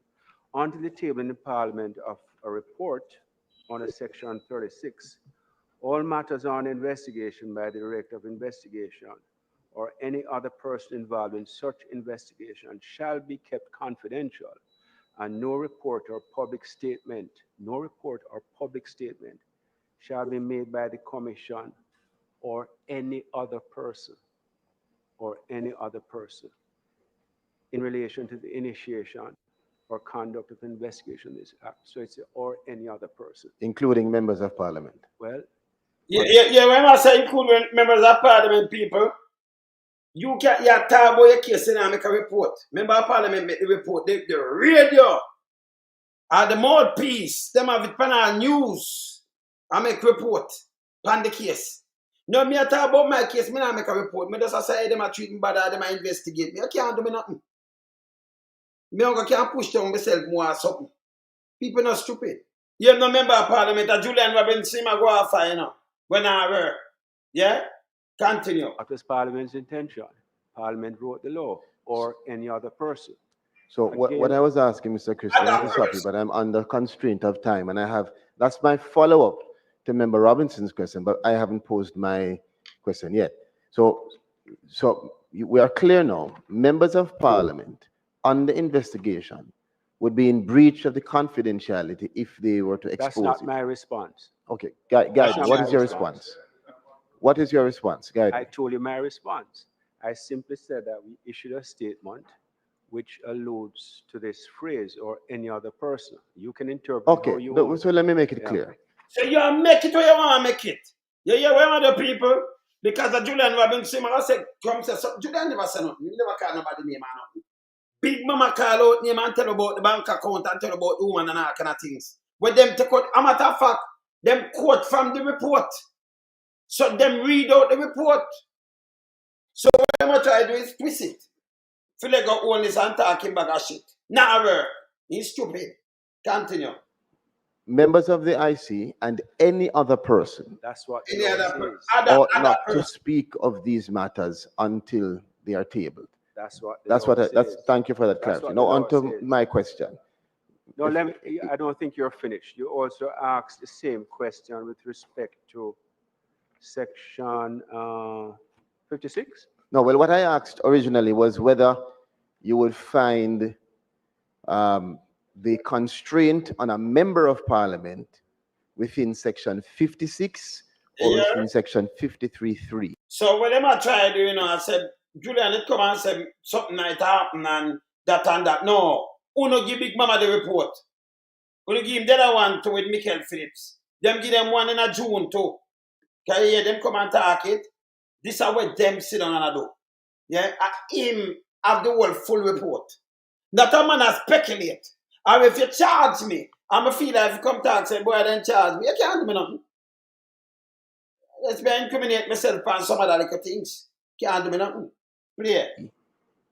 But you went on to provide commentary on a statement made by the IC around it, which was useful.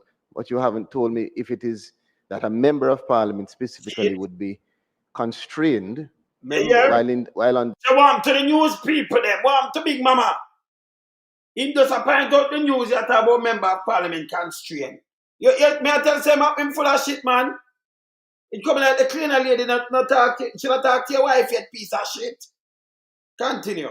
The investigation in Member 56 or Charles. 53.3. Member Charles, you've asked your question and I provide my answer. Oh. All I'm telling you is that the law was written by Parliament, and I think Parliament is the appropriate Your answer is entity. sufficient. No What's- problem. what's Answer your- is sufficient. But let me go on to my, because the clock, we're watching it. Chairman, I think that the matters before us today and the discussion and the report and issues relating to the Integrity Commission ought to receive more than the time that we have allocated to it. It is of great importance. But I want to say this.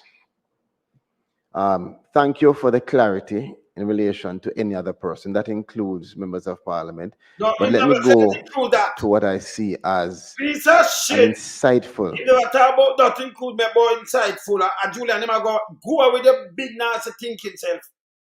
Yeah? All right, continue. And thought-provoking opening from our chairman of the Integrity Commission this morning, who it is an honor for me to be in the position to listen carefully to what the Honorable Justice Panton said. And he has made a statement to the nation, which is very clear and which causes me to have deep concern. It is evident the frustration expressed by the chair in relation to perhaps the perceptions around the Integrity Commission. And it is concerning to me of the impact that might have in terms of the operations.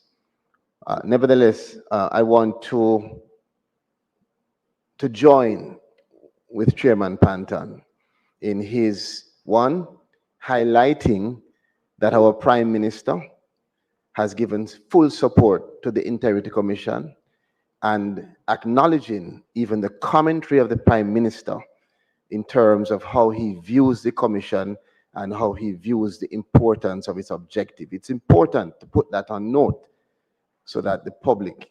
People, remember, we played that already and the Prime Minister said this, but the same Prime Minister carried them a court. So and them same one try to tear it down. Because they want to hide the illicit things, don't it? Continue. Can know that that is the feeling of the Integrity Commission in relation to the Prime Minister's stance. Secondly, I want to acknowledge the strong rebuke of any statements that contribute negatively to how our society sees the Integrity Commission or sees even our engagement. And matter of fact, the specific words were such statements that fuel a sort of mood among sycophants and that focus on the society that we live in, and that we need to understand persons, we have to be careful of what we say. And in that context, even though this was not the intention when I stepped into the parliament this morning, but because of the statements, I'm compelled to ask of the Commission's perspective in that context on statements that have been made by the Executive Director in September 2023. Some people, this have nothing to do with the man. The man gets shot, The man gets shot. And this drunk here, Happen to come and rush the man and I label the man. But PMP, but why you a pant and deal with him dirty thinking case? Me tell you, say the cleaner woman, the wife need to know her. Continue. When following the unfortunate incident on Director Evans, we heard a response saying you should ask the government that, ask them what it means. I note the response in writing, the explanation, but I would like to know objectively, and this is not an attack. Attack him, attack them, you know. Go up on something different. And the man life nearly get taken away, you know. Yeah? Attack them. This piece of shit attack the man. But here the answer still. This space, we should be able to have honest, open conversation. And the country wants to know this. No country never want to know when they said go take for the briefcase. Who want to know when they say when they said go take it? And could I kill the man? And when they said go take it, when they see him one. But we want to know your father to give back the 2,000 acre land. Where your name depend on that the country want to know. Your piece of shit, yo. Yes. And we want your wife to know the cleaner woman will clean you up. That we want to know. Yes. So let us put it to rest today. What, Chairman Panton, is your perspective on those comments from our executive director following such a significant and unfortunate incident? Do you consider those statements to be statements that you would categorize as such that fuel a sort of mood among sycophants and statements within? Not about among psychopaths and the man them nearly kill. Them send them colleagues nearly kill the man. You take the briefcase and on the police to investigate it. You wanna listen this quote. The category that we should be careful of because of how the society would view them.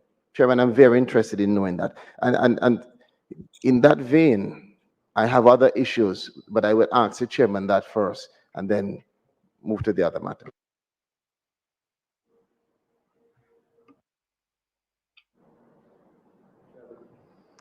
Yes, Chairman.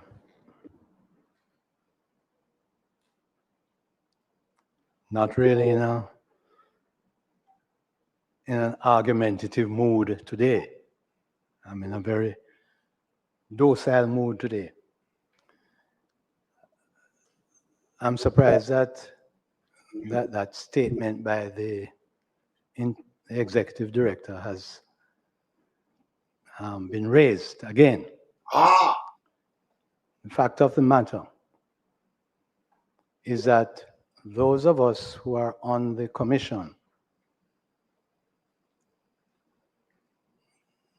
were in a position then, at the time of the incident, to understand why the executive director reacted as he did.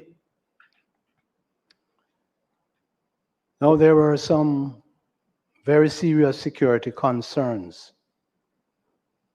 I don't want to go in depth, but I have to say, because I have been asked, that Commissioner Anderson, Commissioner of Police Anderson, gave certain instructions to one of his senior members, and those instructions were not carried out.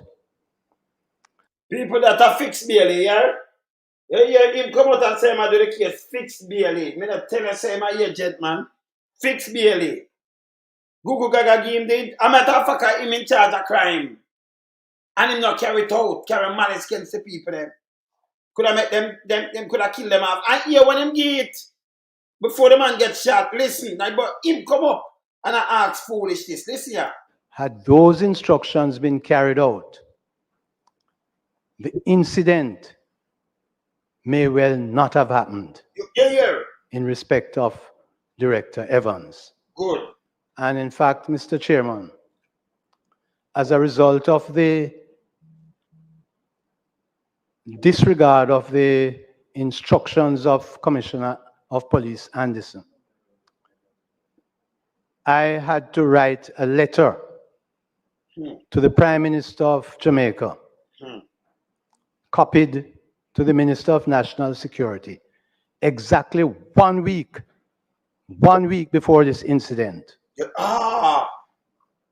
And there's So people, and it was a collusion with the government, Jamaica Constabulary Force, the same one them up there with catches bully, forget rid of the man. They hear him go on 1 week before. Pantan send right the commissioner and Dr. Crab, not the Prime Minister and the and Crab to right. And him talk to the commissioner to right. Him talk to them. And I know if them did act. Him pass it on to Bailey and Bailey them not do nothing. So them that try to kill half the people, them, yeah? All right, continue. there's much more I could say, but See? the reaction by the ED was, to our mind, understandable. I leave it at that. Oh, yes.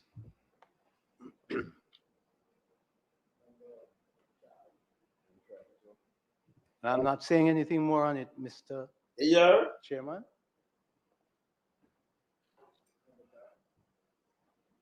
Yes. So, well, Well, you come ask, I wanna take with the briefcase. The man then pick it up and write and talk to the commissioner, right? The Prime Minister, National Security Minister. Uno do nothing. Catch his bull and take it up and then go shoot the man, boy. You come at about this and bring and that and take with the briefcase. Uno no investigate it neither. Yeah?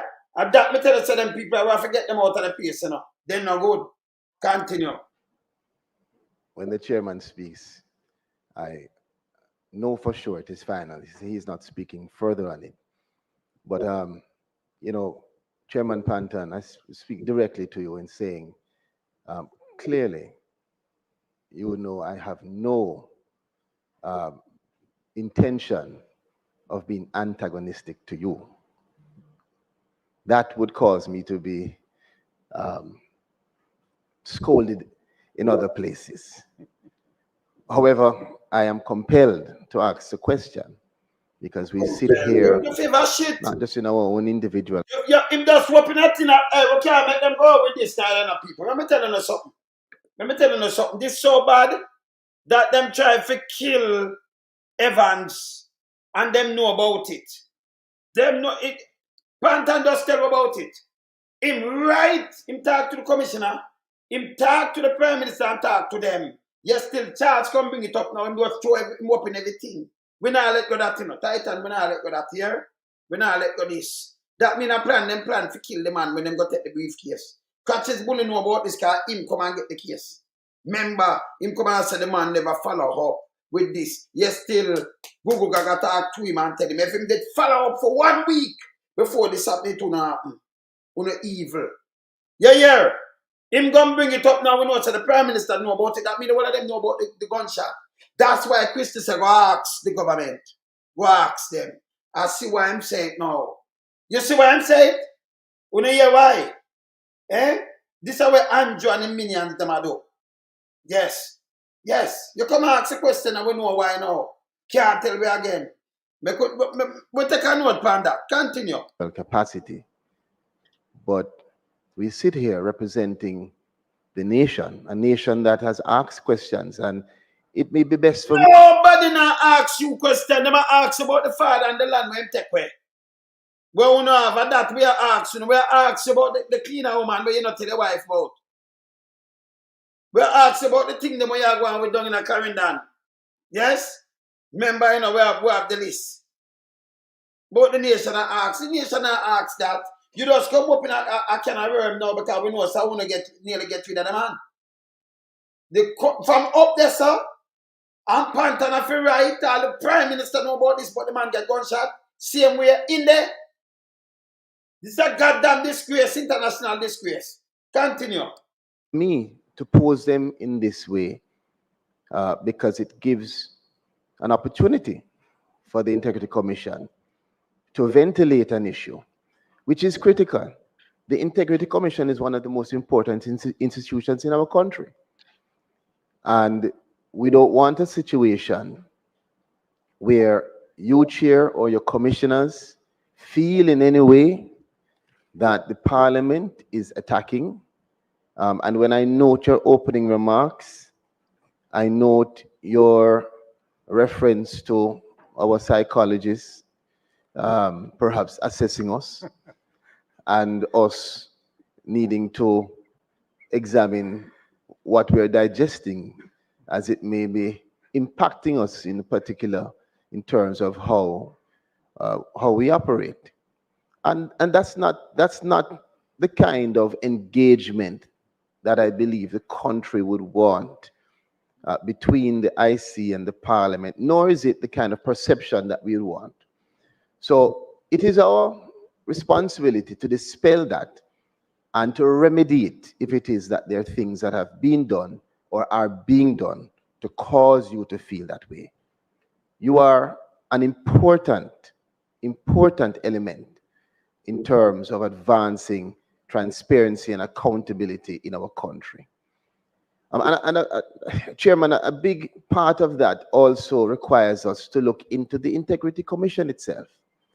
Because as I've said before, advancing integrity must require you to have integrity. And it must require you not just to have integrity, but for the country to have confidence in you being a person of integrity. And those perceptions are critical. And you matter about integrity and the Prime Minister have no integrity. Not even him. Because them not give back the 2,000 acre land. I want this piece of shit. We matter about integrity. And them not have none. If you have a 2,000 acre land up there up in St. Thomas and then grab on upon it, $1,000. Grab on upon it. We'll pass on to them and don't mention integrity out of your mouth. I bet they mention about the cleaner lady and the little baby mother down the Clarendon. Don't mention integrity. I'm going to tell the wife, man. Yeah, man. And sometimes the reality and the perception does not meet. But we can't afford for that in these kind of circumstances. For instance, Chair, and I'd love to hear from Chairman Panton. Again, we speak about the society and the need for us to ensure that we are careful in how we operate. And from time to time, we hear comments about this matter that unfortunately occurred with Director Evans. And we even hear about the delay in responding to police officers. I don't know if it is true. I'd like to know as a member, because these are the things that are impacting the perceptions that the public have on the operations of the Integrity Commission. It could be public now have nothing for no. Who's public? And we are telling the boss, una boss come declare one of the things. And what about that say? I want different thing people listen to him. I burn you out. Go talk to your headmistress, man. Yeah, man, the one who are teacher, man. Go talk to the one up at St. Thomas, man. And give back the land, man. Because you don't have no integrity, youth. You forget, man. You're shit. Be not true. But I'd like to know, is it that there was a delay in signing the witness statements, a delay in responding to the police that has caused these perceptions to fuel? Because we cannot contend. You know, delay, hey, people, look how I'm stink now. Look how, I'm going to put up myself again. Look how I'm stink.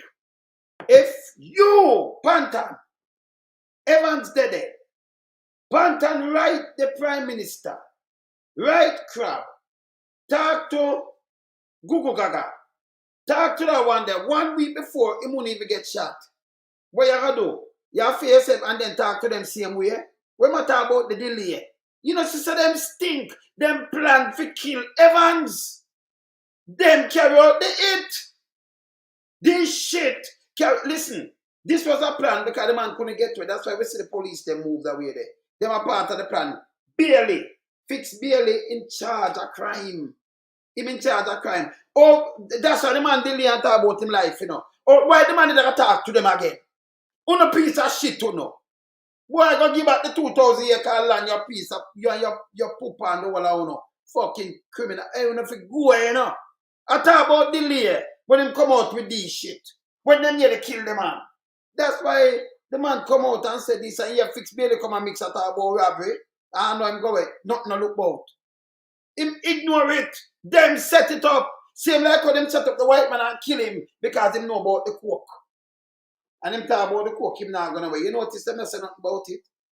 And them tag the same man Evans say my PMP. But you gotta hear the answer. Them are shit. Him are shit. When him just go up in a kind of room, because we're gonna mash him up in a Titans. We are gonna mash him up. We have to take out them little footage, yeah? Continue. With an integrity commission that some members or too many members of the society, including members of parliament, do not have confidence in. Yeah, members of parliament. Nobody have confidence in now. We're not criminal. We're not criminal. But member of the society, which matters, member of society, and listen, we don't want them for drag and pushing and make us send no go to prison. I'm going to get a youth alone and go to prison. Yeah? Me don't know, him can't talk for society this year. You often hear, and I've heard before, commentary about Director Evans being a former advisor connected to political persons. Yeah, people. And that the man that I remember, you know, a Queenie bring up that. Nobody no business about the man, you know. Nobody. But listen where the man I tell him. So that mean them half of the man to kill the man. And them. If the man sharper undercover police go shoot the man. Pan the bike. Because of that them used to kill the white man the other day. Because them have some hitman police that go run and kill people, you know. Use bike and thing and them talk about gunman. And no gunman. Police. What them use. We show them hand. Yes. Continue. Are these matters that the chairman and the commission have taken into consideration in terms of his operation? Are these matters that they have determined whether there is any impartiality or concern of impartiality or conflict? And if so, how have they operated? How have... So you hear me talk about the man? And then I talk about big nasty thinking Danvin Walker. When you run a nasty Danvin Walker. Then I talk about him. When the election we do, just as him do so boom, and it's when we look them put him over in a give him big job. And take him and put a airport. Danvin Walker, director of election. Yeah. Because, you know, you run a thing, you know, busy about a man, but you take him and put him at airport. You give him big job up observer. Then you give him job. You run him against Peter Bunting. Straight labor right. But are you in the EOJ office? A rabbit. A rab votes. These people them sick in their head, you know. Just look what them do. And you come and you rush the man. Danvin Walker. And you have more like him too, you know. You have more like him. Maybe just continue. Yes, continue. Have they dealt with those issues? I have no issue with director serving, but I would want to know, as a member of this committee and as a citizen of Jamaica, how have we addressed these issues that so many persons in our society talk about? Nobody not talk about it. I want to shoot the man. You just come tell me no. No, thank God you bring it up though, because Pantan, we never know a Pantan right them a week before. And talk to Google Gaga.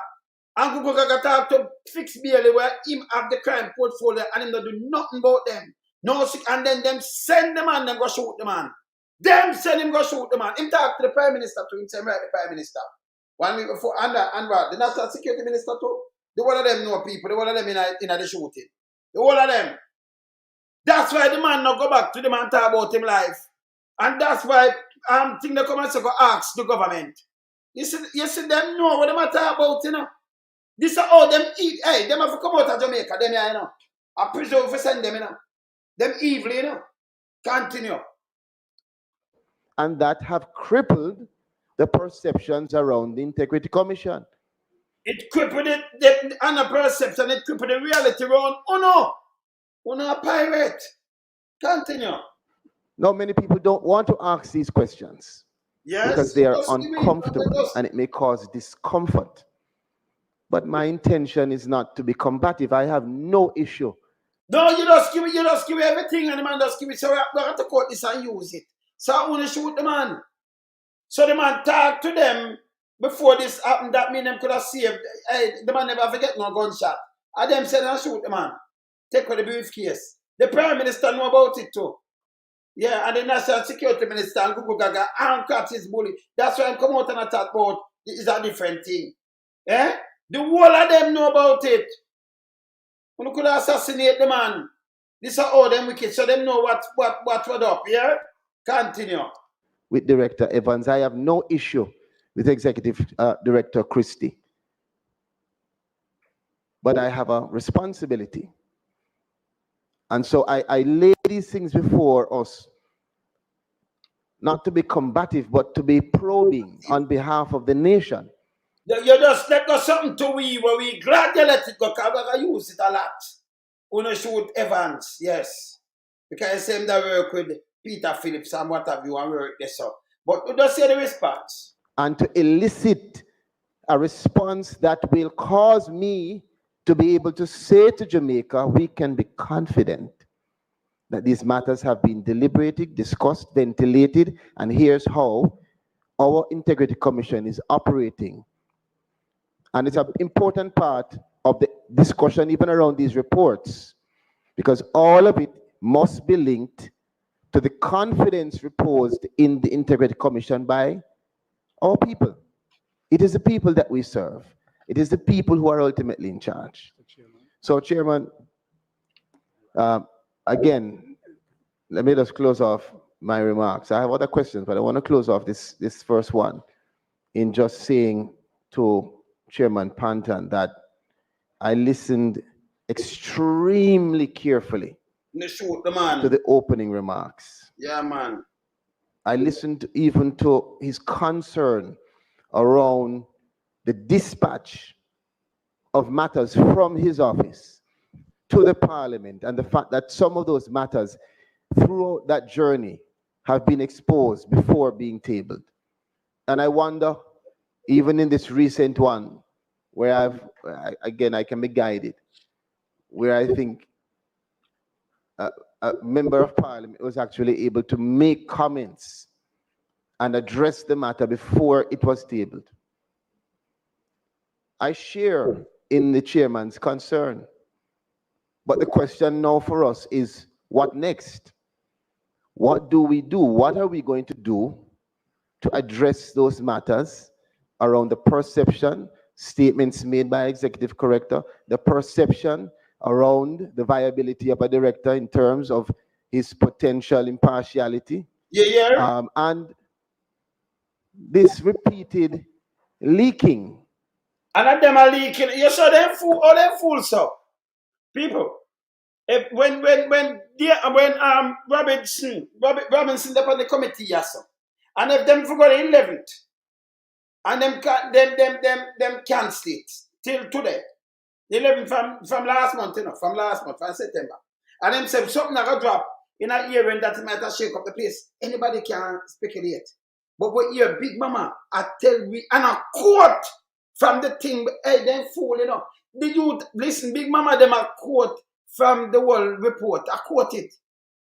Where the director for public prosecution say, and where she quote and say, don't charge him, and where who have the bank account, them quote it.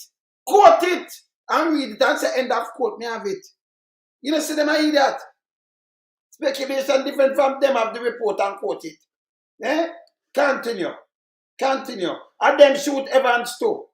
At same PMP, them shoot him. Him just talk. Yes. And then Panton just make we know them right.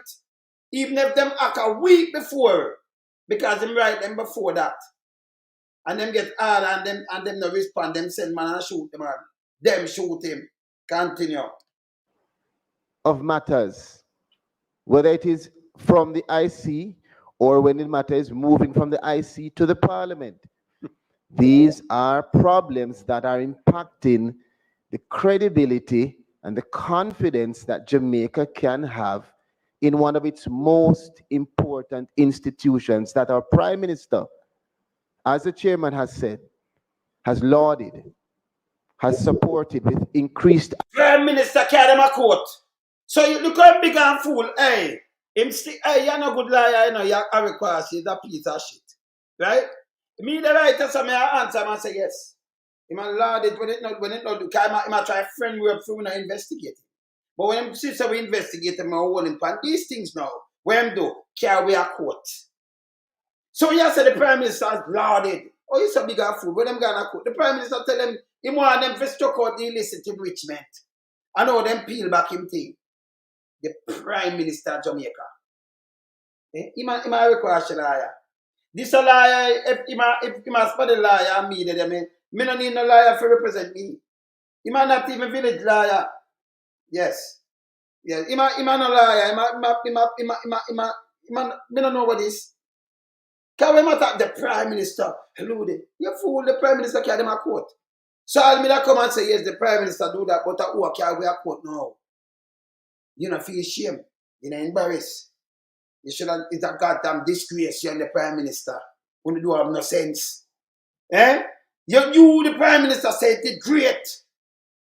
More than one time, I know you carry them a court. To let you go. On illicit enrichment. So that look good to you. After you don't tell the whole of Jamaica, say them good and them a work good. No, them a work good. But them catch you under the cookie jar, you carry them a court.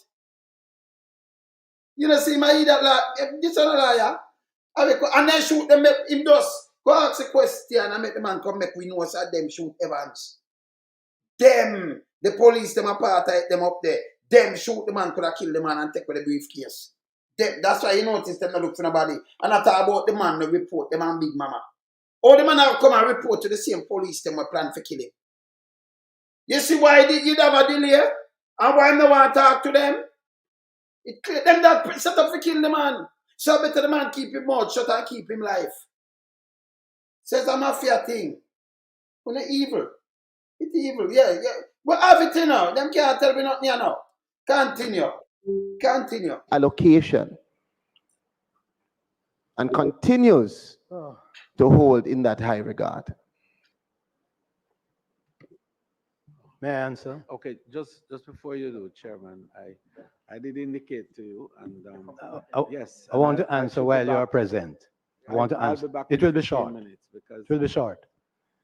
It is nonsense for this. It is nonsensical for there to be any discussion in respect of Director Evans.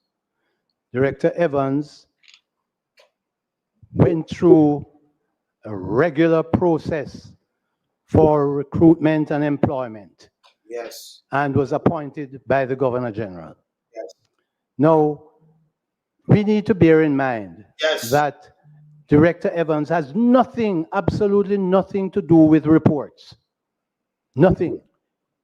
His job is to go out there and inform people in respect of corruption. Yes. He has nothing to do with reports or prosecutions or non-prosecutions.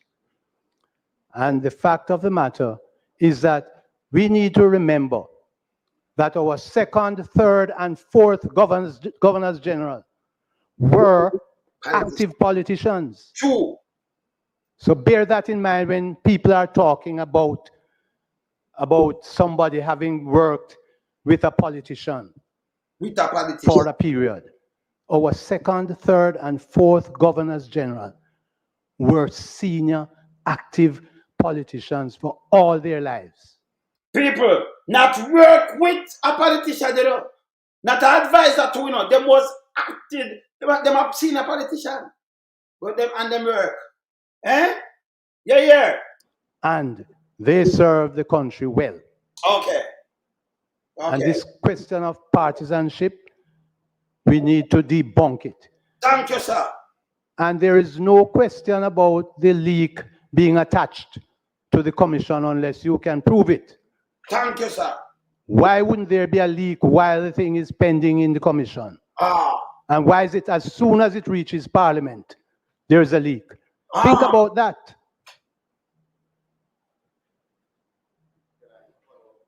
So with respect, I think the direction that this is going, yeah, and I believe that an answer is necessary. Yes, I do believe an answer is necessary, and I'll allow the member Charles to complete what he has to say in the presence of Member Chuck in the chair, while I discharge this other duty and come right back to the meeting of this commission. So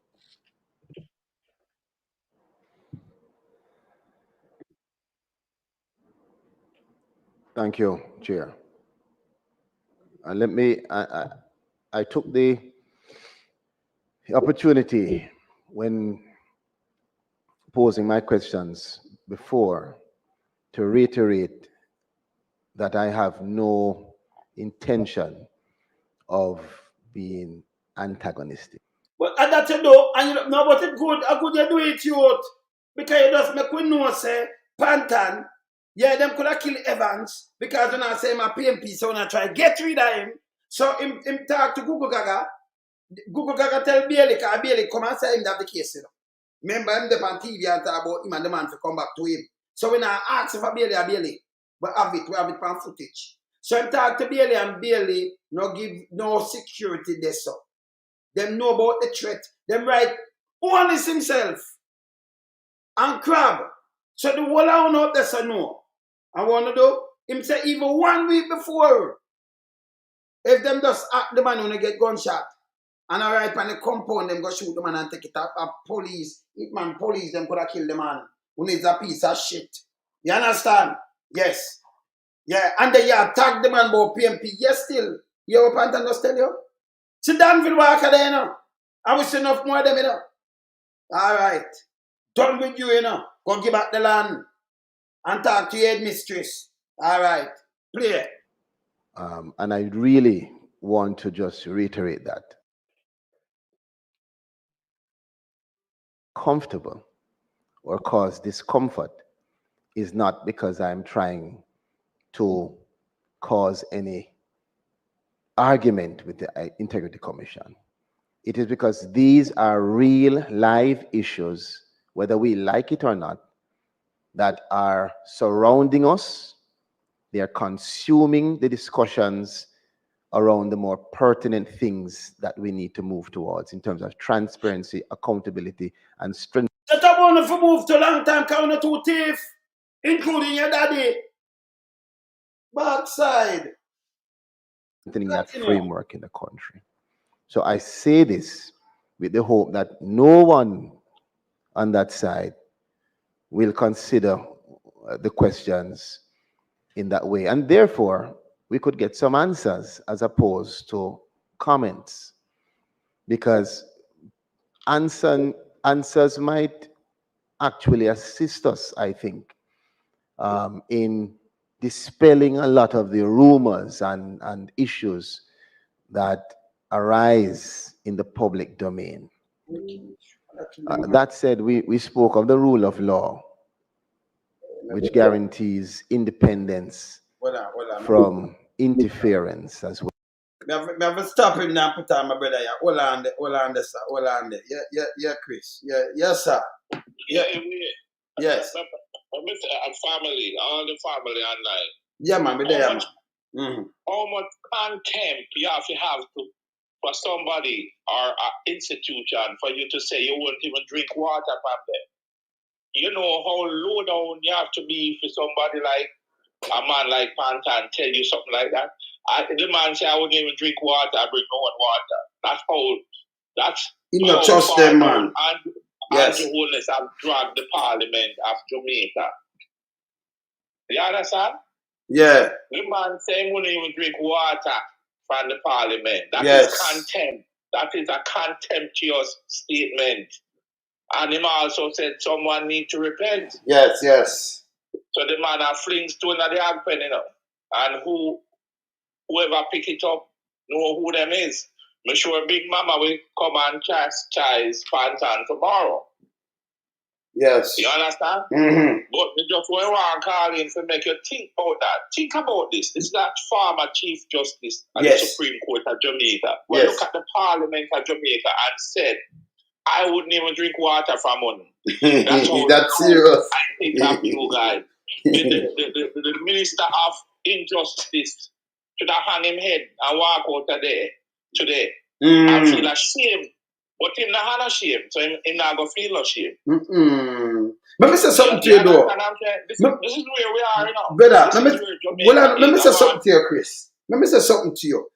Them, you see, Titan and go beat them coming out Byron, you know what, Byron and Light and thing and Arrow. Listen me.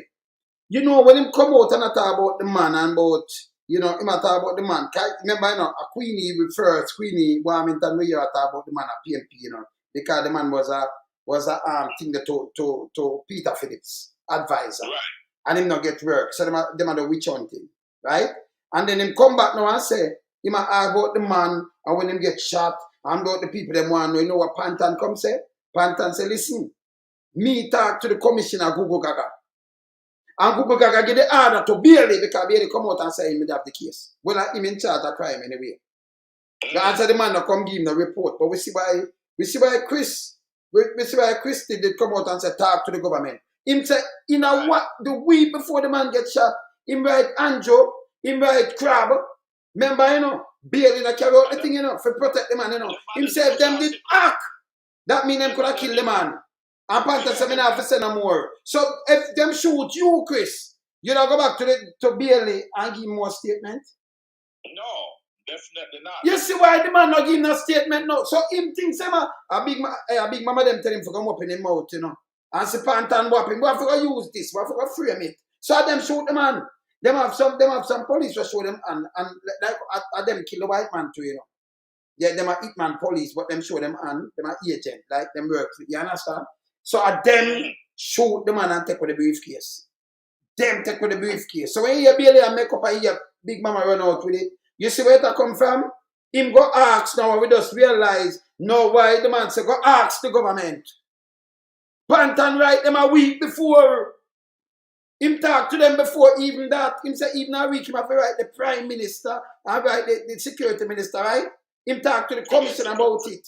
And even if the week them do something and do something and be not happen. Not right there. But them leave it and them set it up.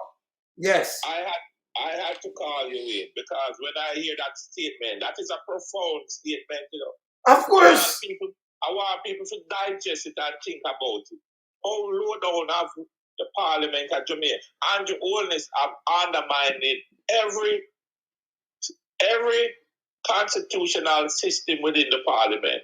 In bringing him wife as a speaker, which is nowhere in the world you find that. He has undermined it with the gag orders. He put all kind of loophole in the IC thing so they can come after him swiftly. You know, and when Andrew Owen is done with we in Jamaica, I don't know what left at the government because this man he put all kind of people who are unqualified in all kind of position for doing bidding and for hiding in criminality, you know. But what this man I said today was so profound to me as a Jamaican. To hear a former Chief Justice at the Supreme Court say, I would never drink water from the Parliament. Never. I bring me one water. That is something stinging. If them had any shame, then I just run, go hide, do all of them. And you him say again, Chris. Him say when them had trial labor the man, him said, no, him go through one. Remember, you have 3 former governor general. We are senior member in the politics. Senior member. And them serve as governor general and them serve well. And you pick out this man. Yeah, and we no go shoot him. Them could have execute the man, you know. When we talk to police say, listen me. Them know what I want because they talk to police, you know, say listen, you remember them have which part of them, remember them have police post in New Kingston. And which part bike can go so quick or what have you. Same way them use bike and kill the white man because him say now go prison for them and him a boss one you know. Me talk to police about it, them kill him. Yeah, them come and say condolences are not all. A man who have money who do big business and everything. Big Mama talk about that from that the killing happened. None of them. The white man and the society. Yes. Them come and push out something, you know, like them that say the little you throat cut at them, you know. When you hear them silent, so you know, them know what go on, you know. So them try to kill the thing and say make it go over 90. But just study them pattern. And them shoot Evans. Him just come ask a question and realize them shoot Evans and Panton right. Talk to the commissioner and then put on catch his bully and the man right to the Prime Minister and to the National Security Minister. And what them do? Them children and watch them come shoot him and take with the briefcase. And label, I call them label the man as a PMP, you know. We see why I want to shoot him. And we see why Christy said, come want to talk to the government, you know. We see why. We see it now. Because the one man in big mouth, you know, when fish want to get catching them open them mouth, you know, brother. Yeah? That one if he say do something now and him just come make pant and come talk some things what we never know. You see? But yes. Only the blind cannot see what is happening in this country, in that country. Only the blind. Yes. And the willful ignorance and the blind want to see, not to see what is happening. But I want, before I get off with that, I want all Jamaicans to think, and a decent Jamaicans to think about what that man said today. And how much contempt him have for that institution and the Parliament at Jamaica. Can you imagine? You understand? The man not drink the water. Me only keep up a little more. Yeah, man, later, brother. All right, cool, cool. The man not drink them water neither, you know. Them not drink them water. Them shoot the man. Good thing him come talk. You see, sometime when them up with them boat and feel them do something. I tell you, them I eat that, man. I eat that this, man. No, this I have a crash liar. Him just give me something for move. Titans, we're ready.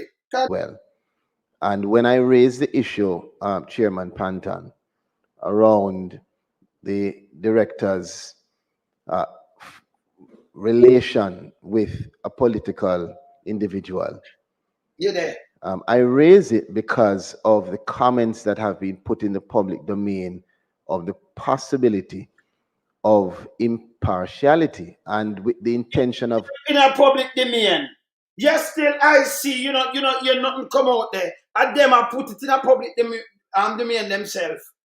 But partiality. When all this stuff congratulate them. A matter of fact, when the IC are put in, all this not talk to the opposition when they put them in. No. Go ask the opposition. A Panton and the one of them man and Greg Christie, them tough. A Greg Christie is the same man with the charge. As an, you know. Contactor general, you know. Just, when they breach, and a free robbery or nothing, you know, he must have breach of protocol. So he may charge for all these kind of things. So my friend, visit them a text said from Greg Christie, you know. But when him do that, it was a dark day for Jamaican. And then they feel nice. Me tell you, so them can't have the cake and eat it, man. Them no good, man. Continue. not saying he is impartial, but asking the Integrity Commission what steps are taken to address these issues. That's why I raised it. Now, as it relates to the matters before us, I have one other question. I wanted to find out and to interrogate rather how the commission views interim reports. Do we have such? You depend that you know, so them not the interim report. This body is 6 years, and then put upon this. All this not government, and none of them, and remember none of them get yearly report, you know. And here I ask them and them. But listen this now. Like them think them put interim report with only so it can them address it. Hear this. Such a thing, maybe Director Stevenson is the proper person. I don't know. Chairman, you can decide who. But do we have such a thing as interim reports? And would interim reports ever be placed before this Parliament as tabled? Interim report. Foolish question you come ask again. I'm not tell you say you're not liar, you're a quashi. As you have some people in the Labour Party here, they don't think you're good. Right now, you just open up Pandora box. You just make me know so I want to shoot the man. I want to say my PMP. He must advise for Peter Phillips. We hear Queenie with it. We just realize that the police have set up the man to kill him. Yeah? Interim around 6 years now. Yes, still never get an interim. But you're asking interim. That means you're not ready yet. You shouldn't even be on the committee. You know, you're required to lie, man. I'm trying to.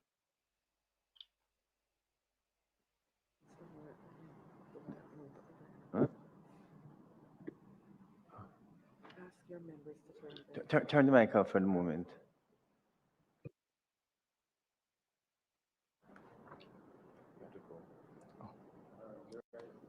Through you, Chair, presiding, to Member Charles, in the preparation of investigation reports and the conduct of investigations, I am only guided by Section 54. I do not see under this section a provision for interim reports. So all the reports that have been tabled are final reports? 54, yes. All right. Member Fort has not. Will you allow her to ask some questions? The final report, even with the Prime Minister too. Final report. For members Robinson, Poland. I am allowing you to. No, but they had their mics on before you. Well, he said that there's nothing as interim report, so everything is final report. That's the understanding I'm having from him. Is that so, Director?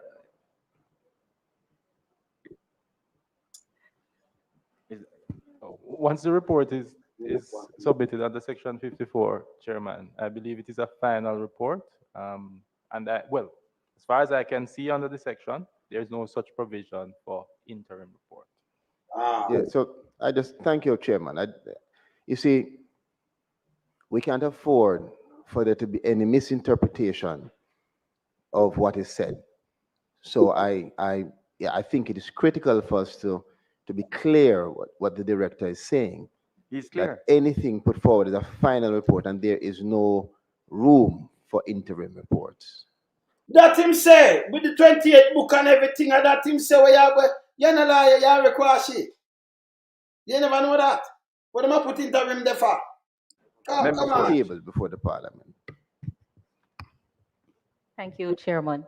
I join in welcoming the Commission and its staff to this sitting of the Oversight Committee. I have about 4 or 5 questions. I think the exchanges are helping us to gain clarity on a number of issues. My first question is directed to the Chairman of the Commission, Justice Panton, whether you are of the view that the independent exercise of statutory functions means that one is accountable to no one else.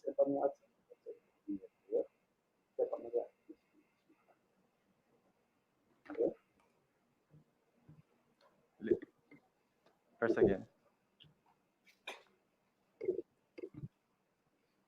No, I'm not of that view. Thank you.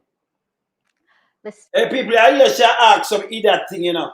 When she want, and she fool to, you know.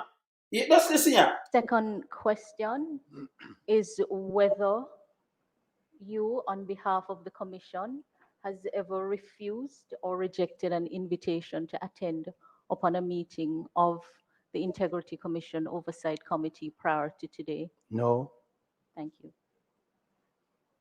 In your opening remarks, you chided that the Commission takes orders from no one other than the court.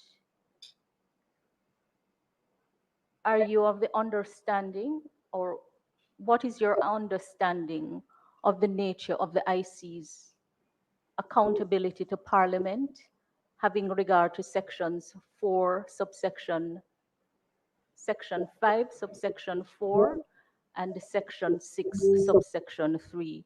Section 5(4) is a provision which states that the Commission shall, subject to section 34, subsection 3, and section 36, subsection 4, be ultimately responsible and accountable to Parliament for all matters relating to the functions of the Commission.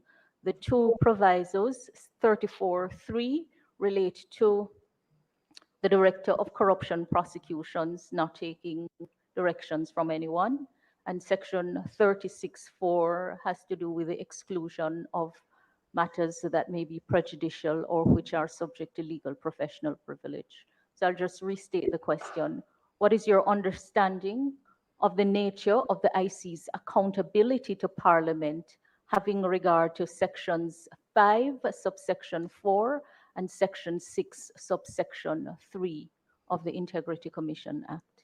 My understanding is that the Integrity Commission cannot be ordered by anybody other than Parliament. The Parliament. That doesn't mean that it isn't accountable, because everybody is accountable in Not public Parliament, life, court. at least the public. You said to Parliament, I think you meant the court. What's that? You said cannot be ordered. Cannot be ordered by anybody other than the court. You said Court. Parliament. Well, that of course would have been a big slip, Big slip. because that would not happen.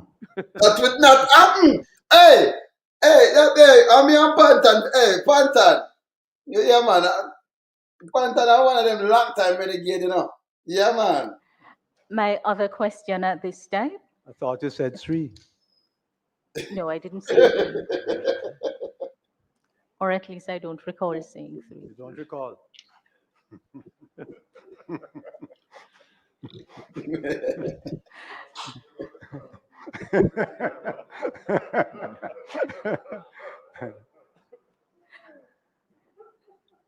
Yes, Madam Minister.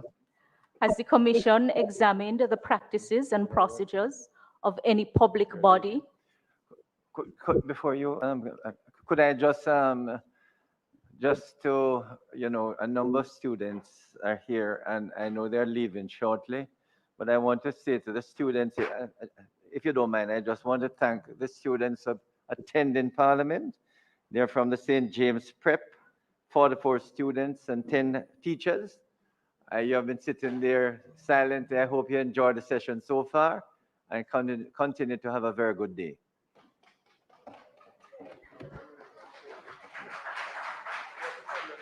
Okay, it's okay. You don't have to clap. You can go now. All right. Okay.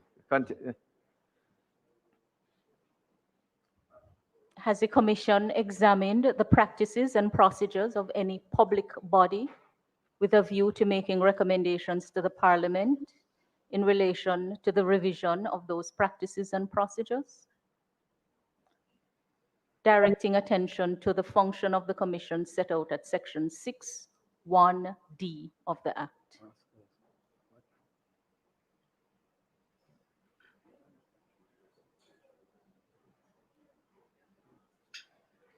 The Director of Corruption Prevention may be the one to answer that. The one who his name keeps popping up just because of his previous work history. Who is that? Go ahead. Sorry. Go ahead. Good morning. Well, it's now afternoon. Chairman, members.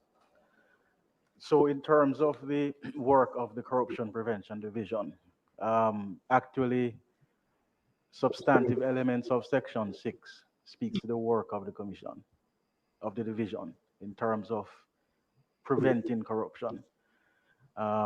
We've spent a lot of time over the last 3.5 years since the division was formed on public education. We've spent a lot of time on developing a national anti-corruption strategy. And we have also done a lot of work in terms of stakeholder engagement.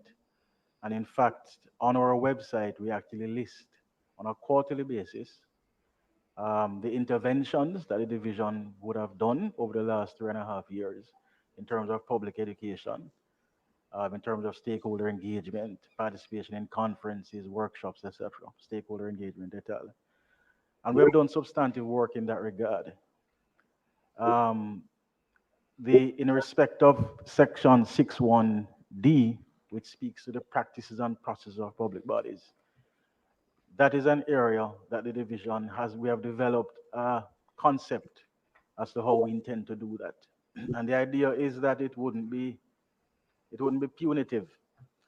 So the idea is that we want to, and we have developed a risk template, and we intend to go into public bodies and say, in fact, we plan to do a survey first as a first step to see what are some of the practices that you currently have in vis-a-vis corporate governance architecture. Do you have, for example, an audit committee, a procurement committee, an IHR committee, for example, amongst other questions? Once they respond to us, we will then, using other indicators, develop a risk profile of the organization, whether low risk, it's a medium risk, or a high risk. We will then assimilate that data, interrogate that data, and make recommendations to the public body as to areas to improve the architecture. In addition to that, the investigation division does, in fact, in its reports, makes active recommendations vis-a-vis risk assessment of public bodies. So as a division, we haven't formally started the process yet. Again, the division it's a young division, 3.5 years, and we have spent a lot of focus on other areas, but we do intend to advance this particular area in this fiscal year. And I can assure you of that, member. Thank you. I have another question at this time. Sure. In the investigation of complaints and the review of statutory declarations, is the Commission of the view that it has the power to pierce the corporate veil? People, more you listen this good enough. Because they talk about the corporate veil, and I tell about limited company. Only have no company. They have shell company. Yeah? And him, she talk about now, shell company, corporate veil. That's this not good. Because she's stupid too, Listen. Without an order of the court?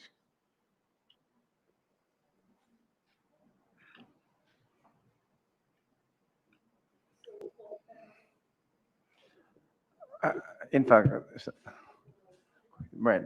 Yes, I'm doing so.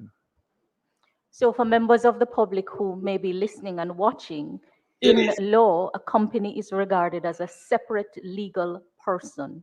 So who's at the company? You hear people? The company regarded as a separate legal person. So, and here we shall say, and here we say no. Yeah. And there are specific principles of law in relation to how a company is treated vis-a-vis its shareholders and its directors. And I'm just seeking an understanding of how the Commission carries out its functions. So I will repeat. Okay, before you repeat, let me just talk to my people then before we repeat. I'm why you listen now good. So Andrew come up with the 3 company, them he move from one day, so the holding company and the other 2 we him tell about, right? Shell company. No workforce, nothing like that, no pay stub. Yeah? The director and shareholder himself, or his son or his sister, right? The brethren, they're one of them 100%, this 98%. Okay, him own the company. If you follow what she has said, but them are tell you, them are explain and tell you how them play and them good, not good standing. But if you follow them, if you let go and your owners, then you let go every man where sell coke in Jamaica and everything. Because what you do, listen to her if them let go and your owners. And what you do, your drugs man or your like when them are carrying $80 million, but this all you need to do now is put the money in a company. And you are the shareholder, and them can't pierce in it. Tell me if it makes any sense. Then you want to get rid of corruption in Jamaica. You would not get rid of corruption because you just put the money and turn it into them shell company and leave it and them can't touch you. Them cannot touch you. So we shall chat is bullshit. You understand? What you mean, sister? Oh man, you say about girl Tiffy. Bullshit. Them can't touch you. Eh? So they make every criminal now, them just say, yo, me not put nothing on my name. Put that company and put me as a shareholder, and them can't pierce in it, them can't peep in it, them can't roll it back. Yeah? Because it's a different entity, so we can hide everything in it. Them to want hide more thing. You know, see, it don't make no sense. Them full of shit. Them full of shit. Continue. Whether the Commission, in investigating complaints or in its review of statutory declarations, is of the view that it has the power to pierce the corporate veil See it? without an order of the court. Them can. As a collateral question to that, can declarants or should declarants be asked about? You don't want to know. Hey, this is the next stupid one. I don't know which one of them, out of the three of them, which one of them asks the most stupidest question now, you know. Because I want to know, him promote criminality too if you're justice minister too, you know. She one of the minister them to know. One of them kind of thing the minister. And was an old judge. I pay criminality them I promote. You don't want to tell us now, if you just come in and you win in a 2020, if them can go I ask about your car in a 2014 or in the 99 where you get your things them from. Then criminality hide them things same way again. Because you could have in there and you just give somebody or you buy some of the good things and you have it from way down there and nobody no business. That mean you know what them that track? Be a drugs man, be a criminal and all kind of things and them just can hide in a politics. Then you can ask them both go back down there so because them go back for Andrew own this thing, you know. Them rather let go everybody as criminal now. And them are ask, you know. She ask. So through this coming 2018, how far you can go back if you don't have the limit where you stop. So if you follow that and you stop 2010, that means if people have think 29 or 28 and them are criminal and think you can't keep it, then you're good. It don't make no sense. Just don't make no sense. Can't you listen them? Them are criminal, them can't be government member, man. Yeah. For the assets and liabilities of limited liability companies, of which the declarant or the member of parliament or public official is a member? On what basis do you do so? Which is ancillary to that question of piercing the corporate veil. Member of Parliament, Andrew, here.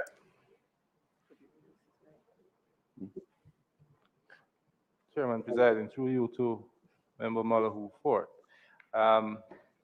Before proceeding to answer your question, though, I am constrained in saying that there are certain matters before the court, and a part of the application deals with the issue of the corporate veil, and I would be very responsible to go down that road at this time, except to say that insofar as we have operated, we believe that we are complying with the law as it is.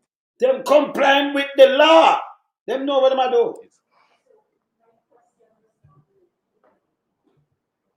My question does not relate to any particular case. My question is a general question in respect of the approach taken. So it's not in respect of any I said to no particular case, but in respect of the approach taken. Because she talk about all the same way. She think people are idiot. Case. Those who have spoken have been at pain to reference the law, even offering a view that some provisions of the law may be in conflict. But we're talking about principles of law and an understanding and an approach that is taken.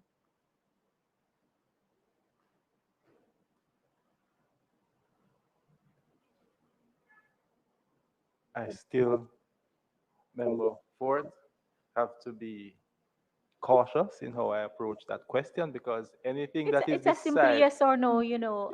I cannot answer in that way, except to say that insofar as we have conducted investigations based on the circumstances of each case, we believe that we have complied with the law. But in terms of that particular question, I think it's a matter that has to now be decided by the duly constituted tribunal, and I would not attempt in any way to assist the tribunal or to influence it in any way by answering, even generally, because, of course, the law, as you know, would be of general application. You are not an attorney at law by profession, Mr. Stevens, are you?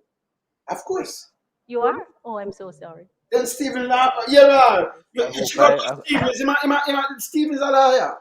It is not because I have not acquitted myself well No, by not at all. answering that question.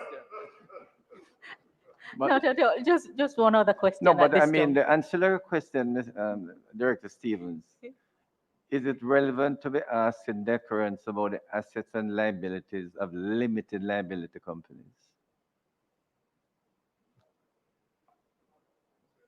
Not the deference interest, but the assets and liabilities of limited liability companies.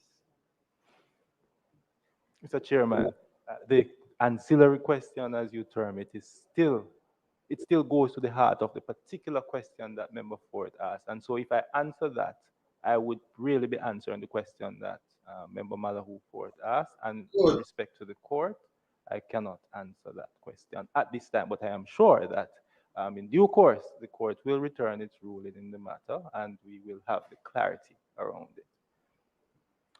I have another question. Yes. When the commission requests information of financial institutions about the accounts of declarants, as you have done in review of statutory declarations, do you inform the declarants that you are seeking information from the financial institution in respect of their accounts? No, me have to stop that. Before even that go through, people, tell me something. Let me ask you something again. So, police are investigate you, or they might investigate about some money thing or whatever. Or police too come tell you everything what they might investigate upon. Them call them them prepare and say then you know run Ghana about your business or change up some certain man. You could investigate, not because of the prime minister who. And then you have the power for do why, because them are hide it from you, and you're gonna tell the person say yeah, investigate them on this and that, and you look. If you have a bank account, and you look if you have this or that. That make any sense to no? Eh? And not special treatment. This don't make no sense. Eh? This don't make no sense. So you must check them. You must deal with them. Eh? It's not the same thing like when you do investigation this up. If you see enrichment and them thing, you gotta tell them, say, me I investigate you. That don't make no sense. Continue. In regard to the laws around banking secrecy?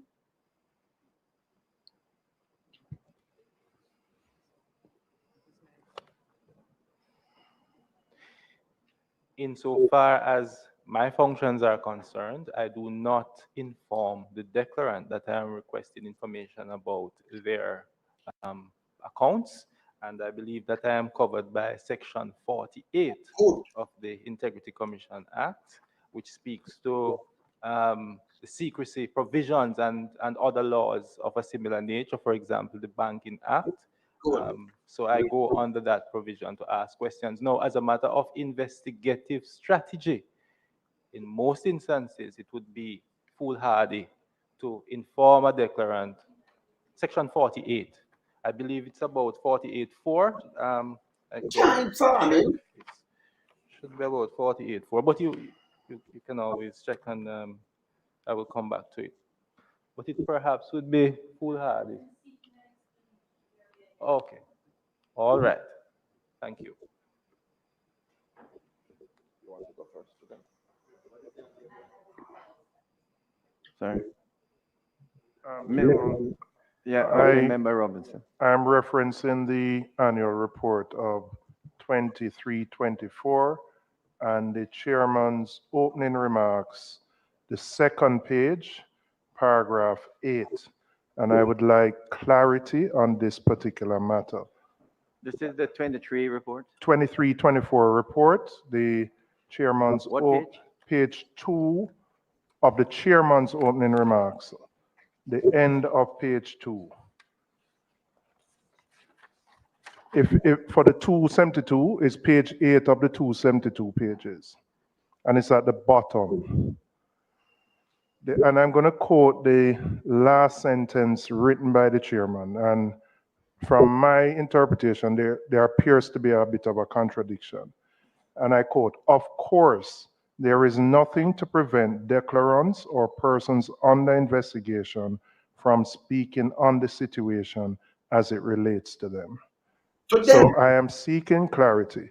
If an declarant is under investigation before the report has been tabled in the Parliament, is it against the law for the declarant to acknowledge that he or she is the subject of an investigation? In my opinion, a declarant can always speak about his or her situation. Thank you. Our people, hey, them think about this. Think about, hey, on the thing, hey, loan some allow me to, allow me to.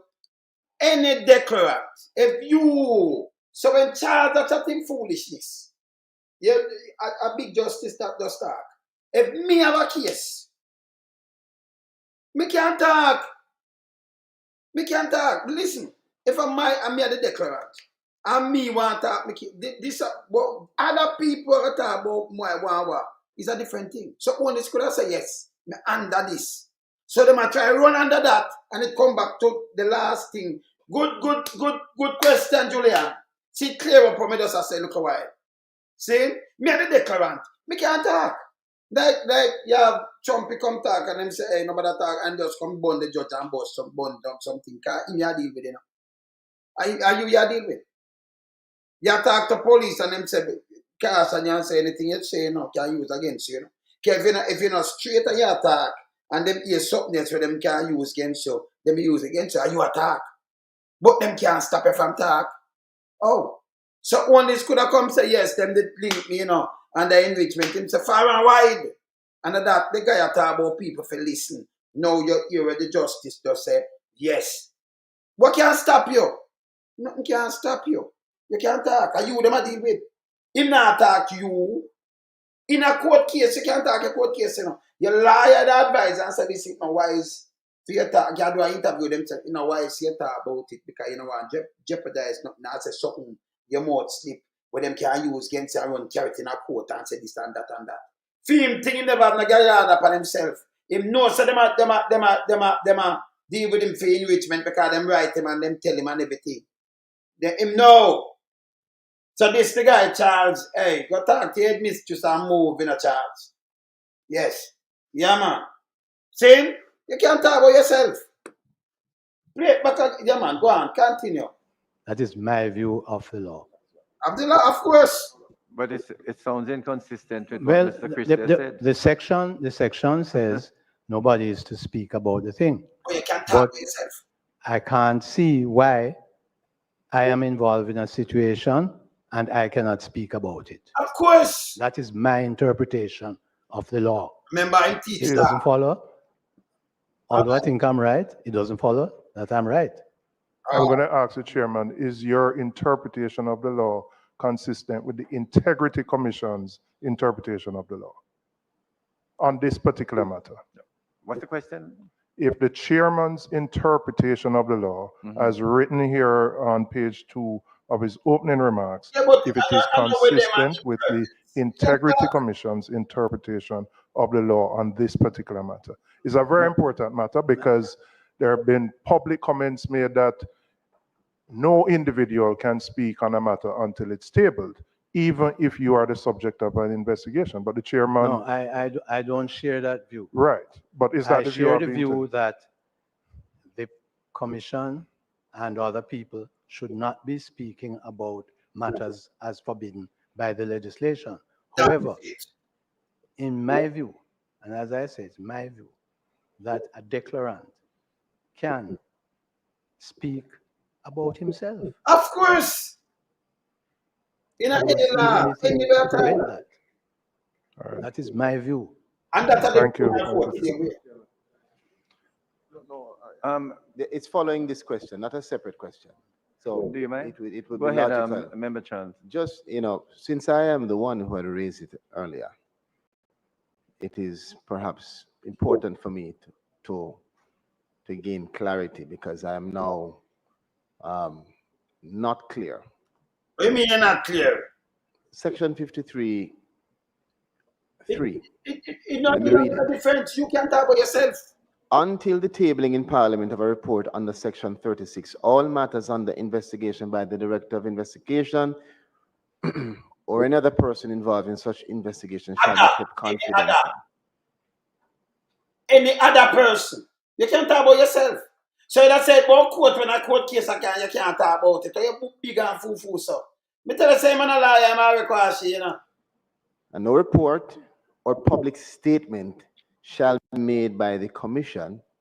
By the Commission or any other person, not you. You're the declarant. You hear that? Come on. Or any other person in relation to the conduct of this investigation. Now, I read the chairman's remarks, and I too noted the sentence that said, of course, there's nothing to prevent declarants or persons under investigation from speaking on the situation as it relates to them. You can't tie somebody out. You can't do it. They can say what they want to say. You can't charge him feet neither. But the real question is not whether they can say it. You can't stop me from saying what I'm saying right now. But if I say it, you can't charge him neither. Am I in breach, of the confidentiality? Or if people, you're so fool. Or if it be a confidentiality, remember, you know, when people come talk about your thing now, we don't want nobody know about, and that's how you're in breach. But when you talk about it yourself, oh, you're in breach. Are you them look about? Are you them talk about? You can't talk about it. Continue. And the constraint that is affected by this section, that is what Jamaica needs to understand. Not whether somebody can talk, mouth make for talk. You're too fool, but if you talk, are you contravening this section? That is what the country needs to understand. Country understand this. Them go a court and them no court when again. You chat too much. You know, can't different. You know, I no court. Go in, man. From the Integrity Commission. Sure.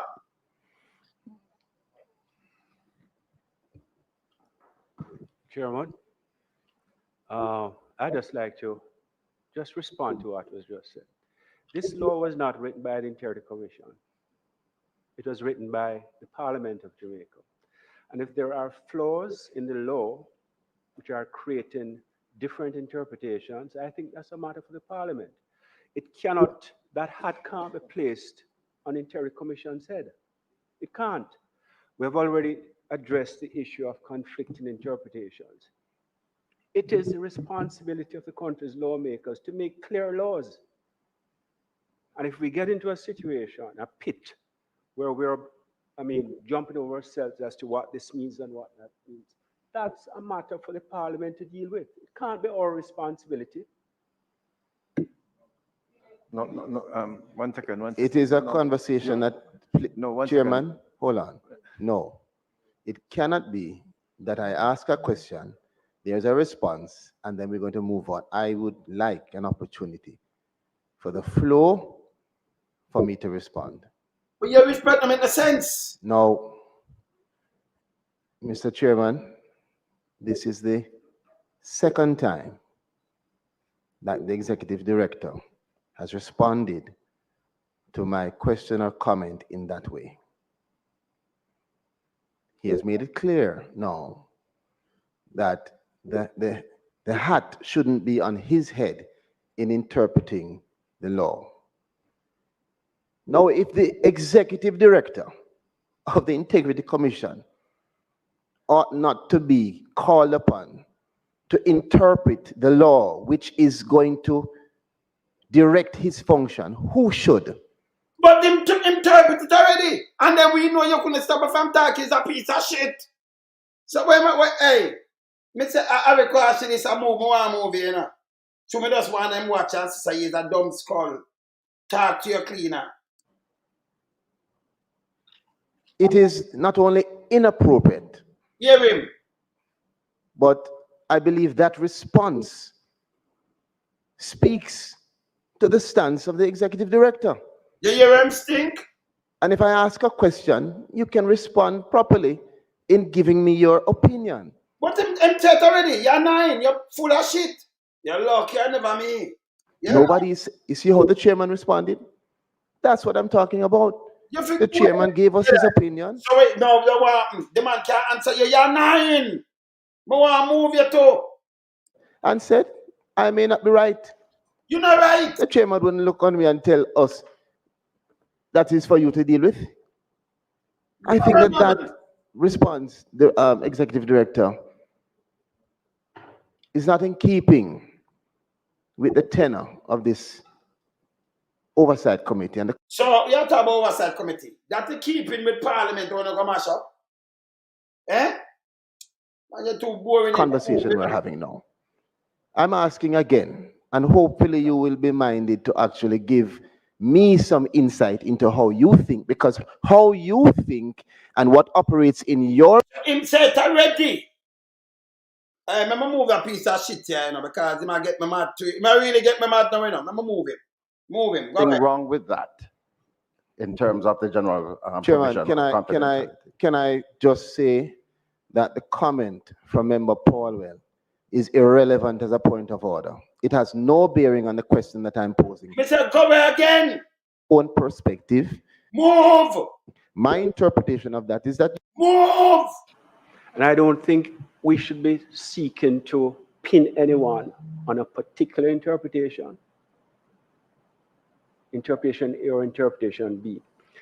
When we look at the rules of interpretation, legislative interpretation, one rule that you look, well, there's a literal rule, and I think that's what we're talking about. It says any other person. Any and other person. is right, we're all persons. But there's also another rule. What was the mischief that the provision was intended to cure or to deal with? Was the mischief that was intended to deal with is members of the commission speaking about the matter while it's on investigation, or as the chairman says, was it intended also to extend as far as to the person who is the subject of the matter? Is he too prohibited from speaking? No. It stands to reason that the chairman is correct in his assessment in terms of what makes sense. What was the purpose of the provision? Thank you. The member across the floor, he is hanging his hat on any other person. And that's what I read out. And I read it out in the sense that this is what the law states. Now, what do you, the lawmaker, means by that? And yes, sir, there are members of the public who are listening, and they are confused. And I think right here, it is for us to get rid of that confusion. So I'll just say this, and I've said it before, and I'll say no more. We have identified another provision, which is not unequivocal in meaning. And Chair, with respect, this is another matter that I think should go to the Joint Select Committee of Parliament, if you should so determine. And again, I repeat, it's our lawmakers who make the law. They're not infallible. And this is why we have processes like this, review processes. We're not infallible either. And as I say, this process serves good reason, a good public purpose to identify errors. It may not have been Parliament's intent to say it this way. Madam Malhu Ford pointed out that, despite Section 6.3a of the Act, which says that the Commission shall not be directed by any person or authority. Parliament is an authority. This committee is an authority. And the words are very explicit. They are unequivocally clear. But yet in another provision of the Act, it says that you're accountable. And there's no one on this side who would say that we're not accountable. I've said it several times in this chamber, that we hold ourselves accountable. And we come here to answer your questions and to work with the committee as best as we can. So, Chair, I'll rest it, and I hope the member understands my position. I'm not here to answer questions in a way that satisfies anyone. That's not me. I will give you my answer to a question as I see it. We have identified another provision in the Interior Commission Act which requires address, and I leave it at that. Except I just wish to point out that the explanation that you give raises a lot of questions about just how we have operated and functioned, referencing the law and the issue of the interpretation that we may have on the one hand, and the interpretation that the other particular declarants might have on the other hand. But even the law, that's so. And it's simple. Any man can talk about them case, any man. You just don't want to jeopardize it. But you can't talk about your case. It's a other person. It couldn't be you. You can't talk about your case. For you want to talk and burn out the judge and burn out one. Them want to use what them want to use against you, them use against you. You can't talk about your case. But no, but the next man now couldn't talk about your case without the table. Because I'm not carry out your thing, but you can't carry out your own thing. What happened to them? No simple 1, 2, 3 that. What concerns me at this moment is the actual point you made, E.D. Christie, that the law has to be amended and dealt with dispatch. And I made the comment earlier as chairman of another responsible body that has that overall responsibility, that it will be done and it will be done with dispatch. Because much of the concerns that are being raised here, the confusion that the member Charles is references emanates from, again, the imprecise nature of the legal provisions. And the second element that I believe needs to be looked at is the absence of empirical data points for determination of decisions. So that there is probably too much that is left to the interpretation of functionaries in arriving at decisions. So one of the things that we have to look at are there possible parameters to be established? Action points to be determined. In other words, a more empirical basis on determining what is required for certification, for example. And so that if we have a list of 1 item, 2 items, 3 items, 4 items, and all those items are met, then certification is automatic. And it removes the individual situation where a director of any area has the discretion to determine. And it removes the reference to phrases like, in his opinion, or if he's satisfied, that there is a system that everyone understands, both the declarant and the commission, as to what constitutes the satisfaction level. And once that threshold is reached, there's no question about certification. So these are points that we have to look at down the road, and definitely is part of the consideration that the JSC is seized with as we move forward. But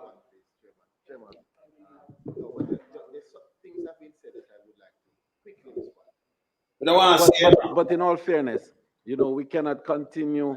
Yes, right. So please, it's now, as we say, 12:51.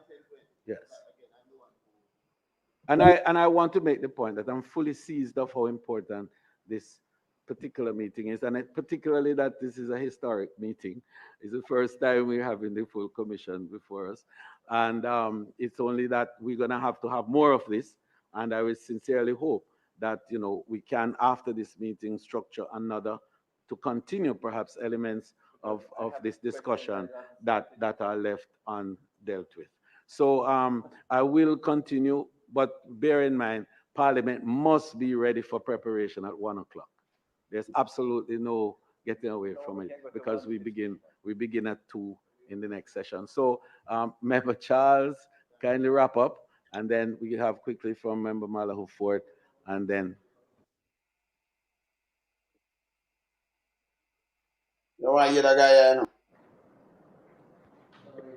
It is telling what has been said around this provision. In my reading, as Chairman, Parliament, of the response from the executive and the comments is. You forgot it. And I think it's a very simple matter. And it was addressed by Member Paulwell. When we look at interpretation of statutes, we'll have to make sense of them. Is it being suggested that if I am a declarant and I have been cleared, I cannot say that I have been cleared? as Member Paul has said, the whole purpose, and when we look at this section, it is my view that the purpose of this section is to protect the person who is being investigated. That is it, but him can't Nobody talk. can say anything about him.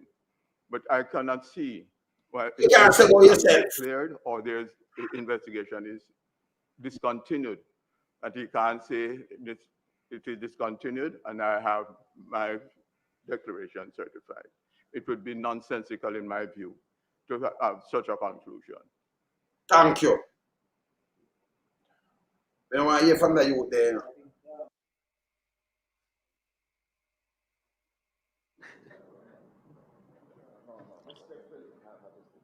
No, we're not Chairman, We're not going to. may I? So, yes, May I, Chairman? This session is intended to bring some clarity on a number of matters. And certainly from the Oversight Committee's perspective, mine as a member, we're seeking to get a better understanding of the approach taken by the Commission in discharging its functions and exercising its powers under the Act.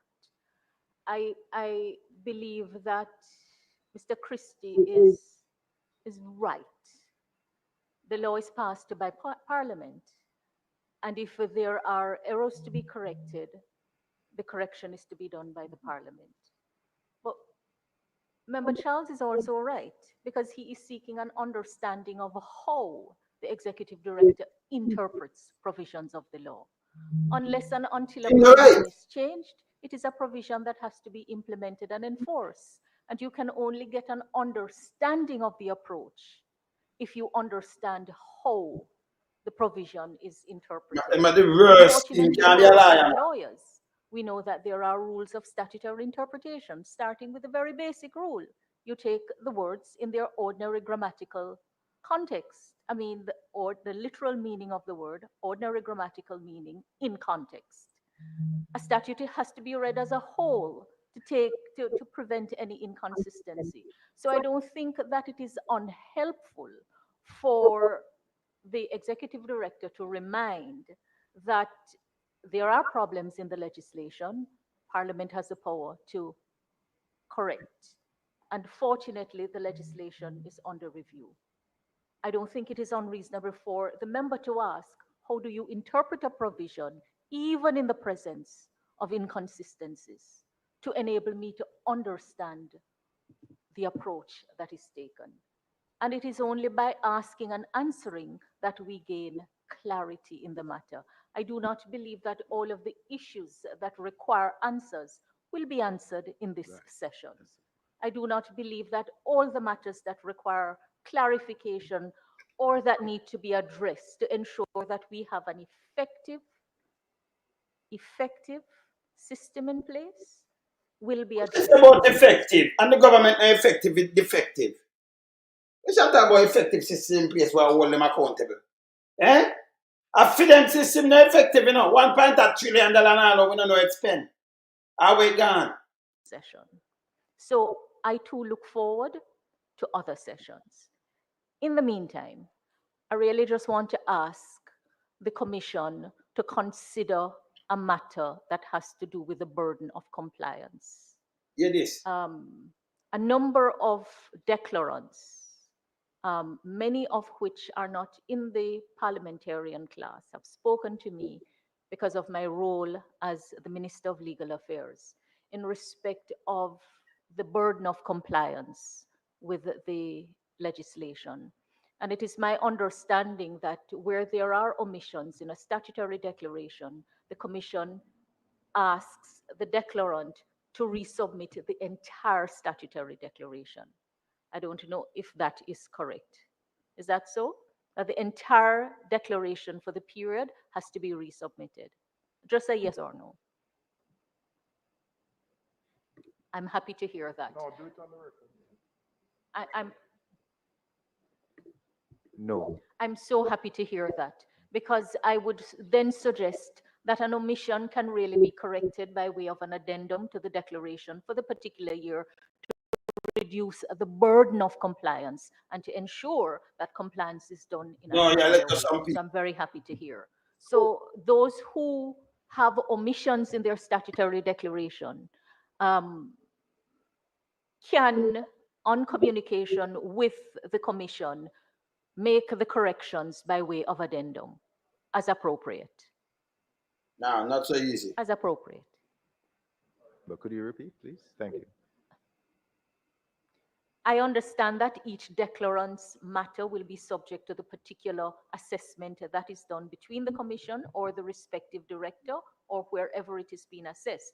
But as a general rule, it is my understanding that omissions can be corrected by way of addendum, additional information, without the need to resubmit the entire statutory declaration for the period under consideration. All right, thank you very much. As it concerns the issue of omissions, it's not as straightforward as you have put it to the committee, because it all depends on frequency. You have persons who each year they have omissions. We're not going to ask them to resubmit. We may put it to the commission.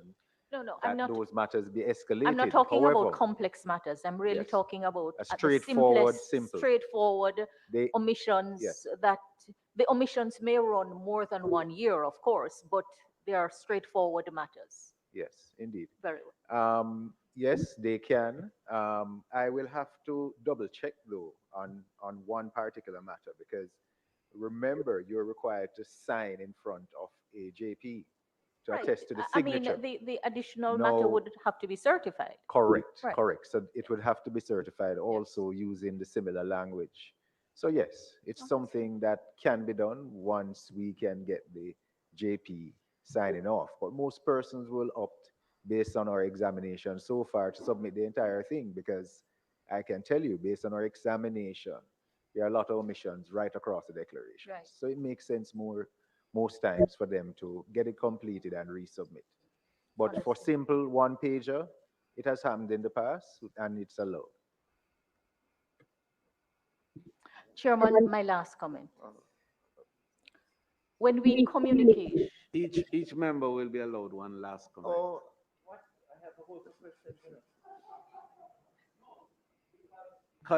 Because we will have other sessions. We have to have other sessions. I will, There are a number of matters yield to here those who have that not I asked have, their which we question. have not been able to raise as yet, which relates to the actual performance and some of the issues, particularly your EDS program for the declaration. That's very important, the electronic declaration arrangement, and a number of other such matters operationally that we want to raise with you and have clarification on. So we will have to ask you to come back. But we are constrained. The clerk of the house is here on that side looking at. Okay, Chairman. So Okay, Chairman, well, perhaps I can go ahead. And I suspect, and I don't think we should be encouraging commissioners to come to Parliament to be questioned by us. I fundamentally disagree with that, but let me go into the question that I want to put. And it's going back to what I believe our role is. I want to go back to public education, because prevention is better than cure. And having been subjected to some of the lectures by the commission in terms of the law, I want to recommend, Chairman, from this committee, that all civil servants who are within the framework of the law, that they be mandated. Now, that is what we can mandate. Some education by the commission. And in that regard, to recommend that the commission revisit its staffing for public education, and that we will approve any such budget that comes to us for the expansion of that staffing. Secondly, again, I believe a role that can be played is to guide us in some of the things that we have been criticized over. So I would like to know, as a member of Parliament, what are some of those conflict of interest that we need to be wary of? What are some of those functions that you perform in your private avocation that might run afoul of the law? And certainly, when we become government, what can a cabinet minister do and otherwise? I think those are important functions that, of course, we want. Prime ministers are being questioned about what they do now, much less me. And thirdly, I would like to know, Chairman, in your very first paragraph, you raised an ethics issue. I'd just like to know if you have received a response from the speakers yet.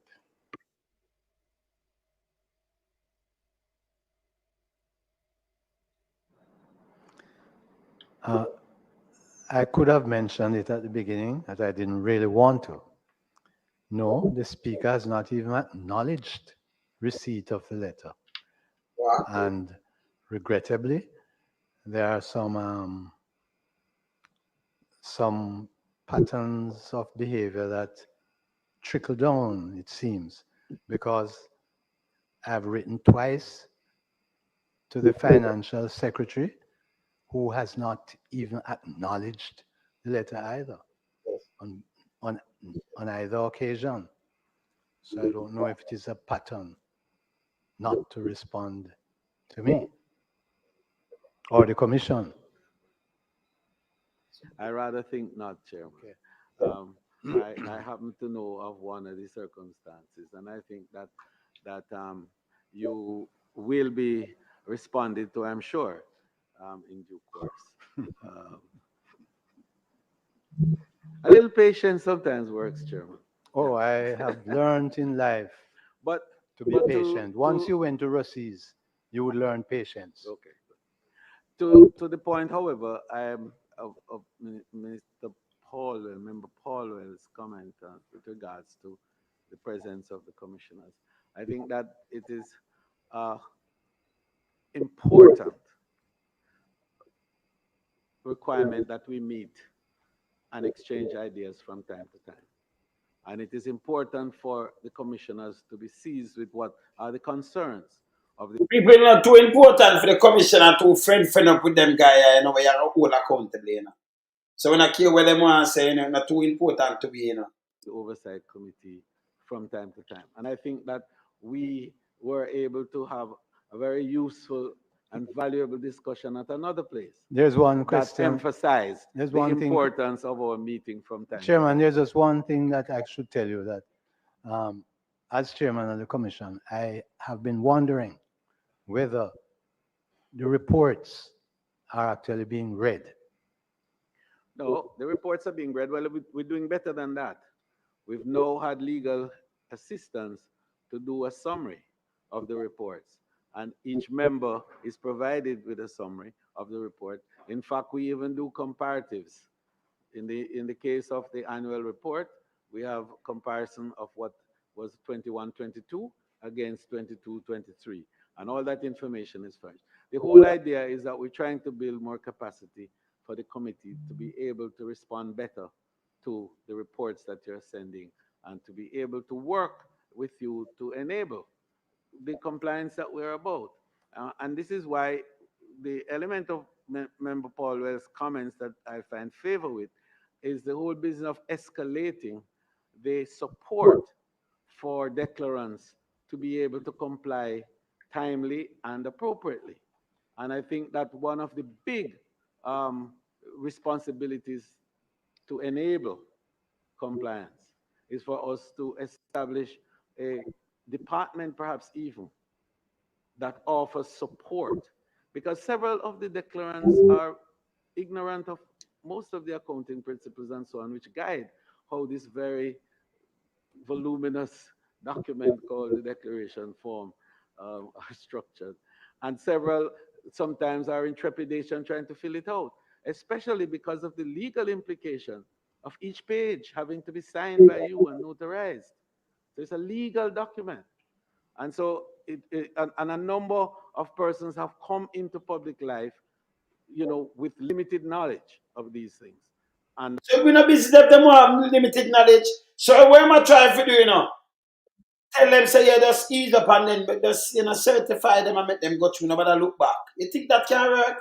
No, sir. Are well guided by an institution like yours, whose responsibility is to ensure that the country understands and does comply. Because there's no glory in prosecution.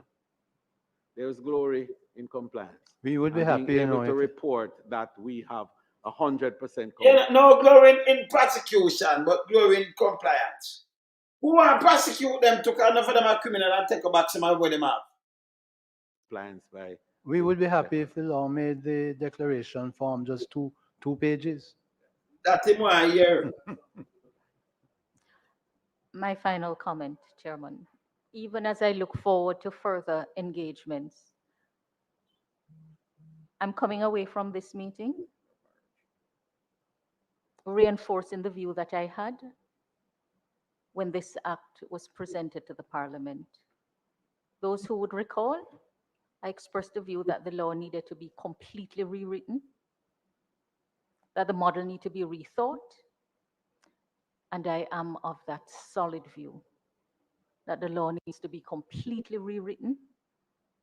So who are written it? Remember, you can't written no law about you, you know. Who are completely written what kind of law? For let you go? No favor ask shit. And that is what I'm going to take away from this meeting with a recommendation for implementation. So between yourself and the member to my right, who have to my left with responsibility, please take note. The work needs to be accelerated. 20 years' time. We take note of that final comment. Member Charles, I see. Thank you, Chair. Perhaps in my understanding of what I take away, it doesn't accord with what my good friend has said. What I take away is that we need to be clear on the difference between recommendations and reality. That's my taking. We don't want you not off on here. No, you're done with And living move. coming before us. Talk to your cleaner. Interpretation follows. Talk to your cleaner lady. Thank you, member. We have two final brief comments, and then we'll just ask for the chairman to do his summation on this side, and then we break. Member Robinson and Member Chuck. Thank you, Chairman. My final question is probably more directed to the chairman. There is a recommendation specific to the Ministry of Agriculture and Fisheries. I don't know if it is still named so, on a particular investigative report. And I'm just going to read what the recommendation says. The Ministry of Agriculture and Fisheries to discontinue with immediate effect the current discriminatory process used to issue permits to applicants on the basis of prior importation history. The ministry to develop a formal policy that will ensure transparency and accountability in the receipt and processing of applications, as well as the merit and integrity in the issuance of permits and licenses for the importation of all animal products. The Ministry of Agriculture and Fisheries, and by extension the Government of Jamaica, to develop the necessary administrative structures that will facilitate an equitable process for all applicants who apply for permits for the importation of chicken products. This was from the summary presented to us, and I would just ask the chairman if you can follow up to find out whether these recommendations have been implemented by the ministry. And by chairman, as the chairman of this committee, I believe you would be the appropriately placed to do so.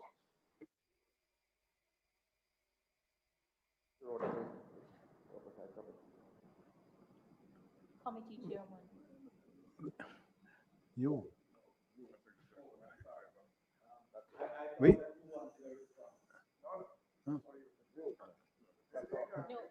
you are giving Member Chuck an opportunity to speak, yes, and then I'll respond. No, a few things. First of all, I want to thank the commissioners and his team for being here, and I hope that in another 2 or 3 weeks' time they can return, because I have had the opportunity to explore a number of points which I certainly would like to raise. Certainly, I want to know, when hopefully you all return, what is the basis or the relevance of asking members of parliament who were elected in 2020 about matters 20, 30 years before, decades before, including, for instance, the purchased car in the 90s or a couple of decades before. Where did they get the money to purchase the vehicle? What is the source of the fund? And there are several similar matters like that. And So people, Chuck, you are the him are deal with justice, people. Him really are deal with justice. So you turn parliamentarian, but you're a gunman, you're caucus, you're juggies. I remember enough of them, but right now I say I will be a jugs him used to sell from in a St. Thomas and then thing, you see. So you go turn parliamentarian, yeah? And then the integrity commission must ask you, not know you get your money from, or you build this and this, where you which school you attend, where your people, them and look at your background. No. So that means you don't just go to a politician after you have the whole bag of the money and then you hide it from down this and that's okay. Eh? And that him I tell we. Them not serious about fighting crime, man. Them a crime monster, man. You could continue like this. Them a crime monster, yeah? Yeah. Them a crime monster. Continue like this. They were elected in 2020. Is there no statute of limitation as to where they stop? And then to ask member for their employment history. So they would have to know what they want on. So to the Integrity Commission, that means you might have to stop in a people. You might have part where you stop. So if you stop 2010 and 2009, you have 500 million where you hide off. That's okay because them stop at 2010. I must look back on it. We don't want no more criminal in no government and no parliament. We don't have some morals about to know if you build country. All criminals step aside. Them fi step aside now. Yeah, man. Too much of that, man. You know, you them don't want to talk about it, none at all. Them, you know, them. Yeah? Continue. From their first employment to now, if that is asked of me, I would be going back 60 years, 60 odd years. Nobody now asks that of you. You should have retired. You talk about go through 60 odd years. You shouldn't even do that. You talk about go through 60 years. Go sit down and find a seat. 60 odd years, so how old is now? You're like 500? Eh? When you work, how old is Chuck? My life comes to 60 odd years now, 60 odd. So when I work, that means I'm 80 odd in a real life? When I work in my, picking up trolleys in a supermarket and getting so much profit. These are questions asking members for their employment history, which is 60 odd years in my case. Not they ask me, but nobody now ask about your thing, them seen a politics long time, Chuck. Along that line. And finally, Chairman, the chairman of the Integrity Commission speak about no leakage from the Integrity Commission. Yeah, it is. But a member on this oversight committee, not you, was on the platform in August of this year, speaking about reports that will come to Parliament that will be so dramatic that there could be an election this year. It's a drama, no, but hear this now. A Robinson never talk as so, you know. Him dey on a platform and say it's so dramatic. Him not know nothing at all night. Them can't say something. And if him talk about that, what they mean about so dramatic? Them don't know it's something come every year. Them they do on 6. And a end. And remember it's at the end of term just when them do their annual report, you know. It move up to 8. So we don't see the whole 8 and no one we not see that 7 yet. Yeah? So it's supposed to be very dramatic. But me a big mama read them out though and I quote the director of corruption prosecutor. I quote her. But you go to Julian Robinson. That makes sense? Yeah. No. How do we know that any report was going to come to Parliament? People, not every year them have the report that come to Parliament. You hear this? And I remember, you know, people, look here. I'm a big fool. Hey, Chuck, you're not lying either, you know. You eat that too, you know. You might eat that, you know. How long will we wait on the 6?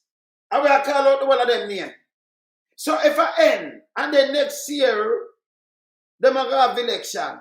It must come to Parliament. Them not have it for the next September. Why them not keep it so long?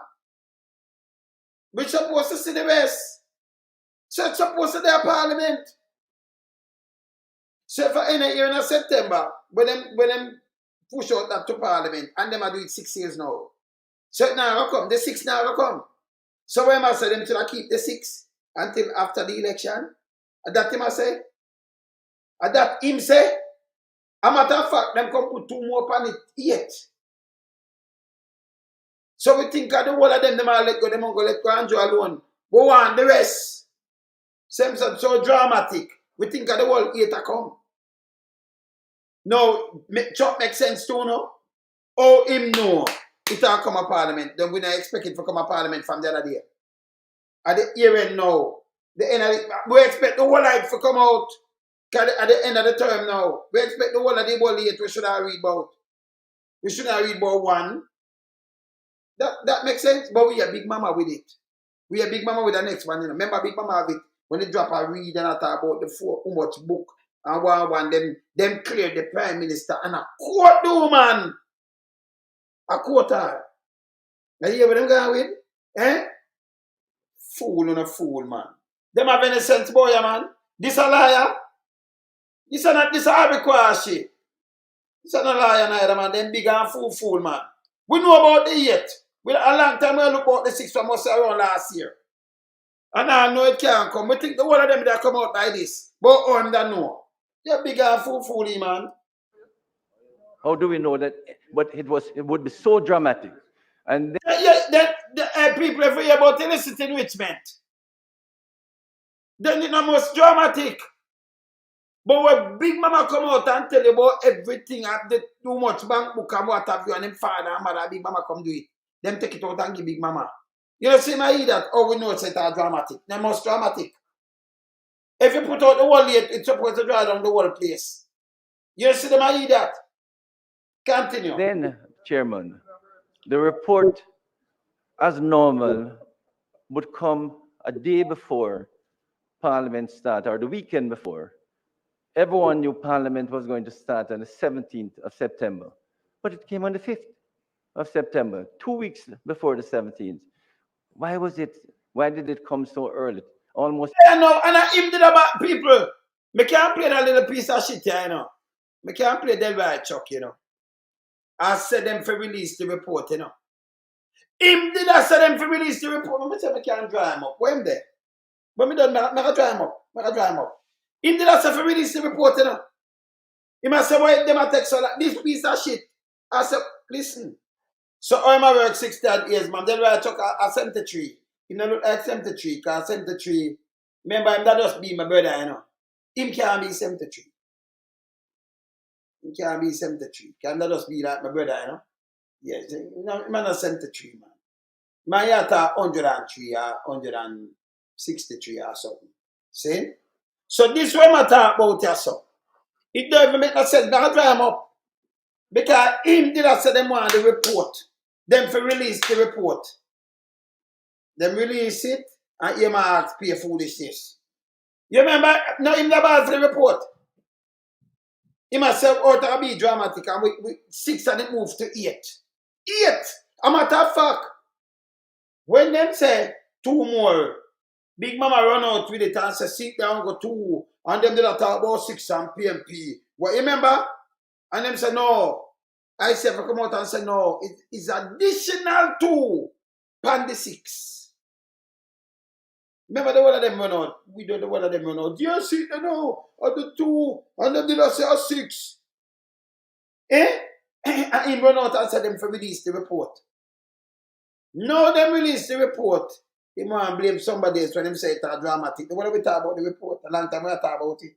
Eh? But Big Mama have it in a details and quote the people them. Without the table. Them for go to prison. See? Continue. 2 weeks before, when we know Parliament was going to be the 17th.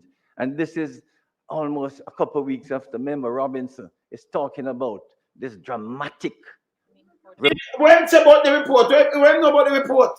But we're not talking about 2. Eh? Member Robinson. Yeah. That was coming to Parliament. How does he know that a report is coming to Parliament? Yes, I'm fool. It come every year in the people. We just listen to it and them tell it every year. We are 6 years now. He must say, you know, a report, it come in a year in September. This makes sense? This is how we crash it to man. So them put up as liar this a Malawi mattress and egg cleaner. Yeah, that one there, yes. Yes, that one there. Clean up. Clean up Charles. This don't make no sense. Sniffer.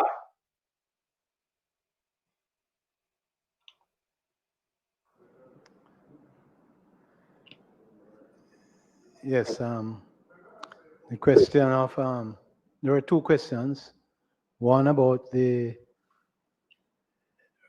question of the report being sent to Parliament at a certain time. And what was the other question?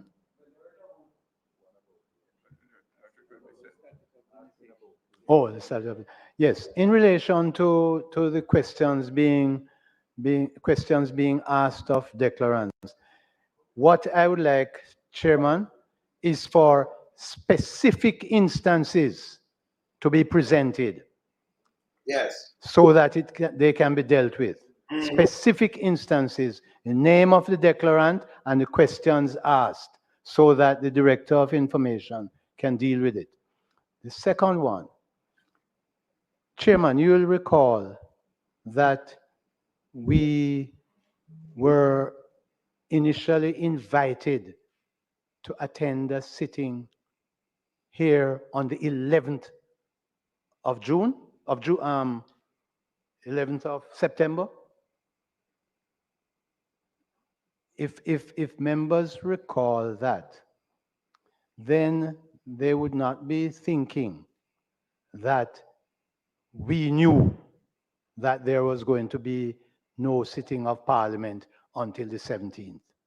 And the fact of the matter is that we send reports as soon as they have been received and read by the commissioners. As soon as they have completed the process, we send the reports, and they are usually timed to coincide with a sitting. And our understanding was that there was to be Parliament during that week of the 11th of September. And subsequent events, which we have no control over, resulted in the cancellation.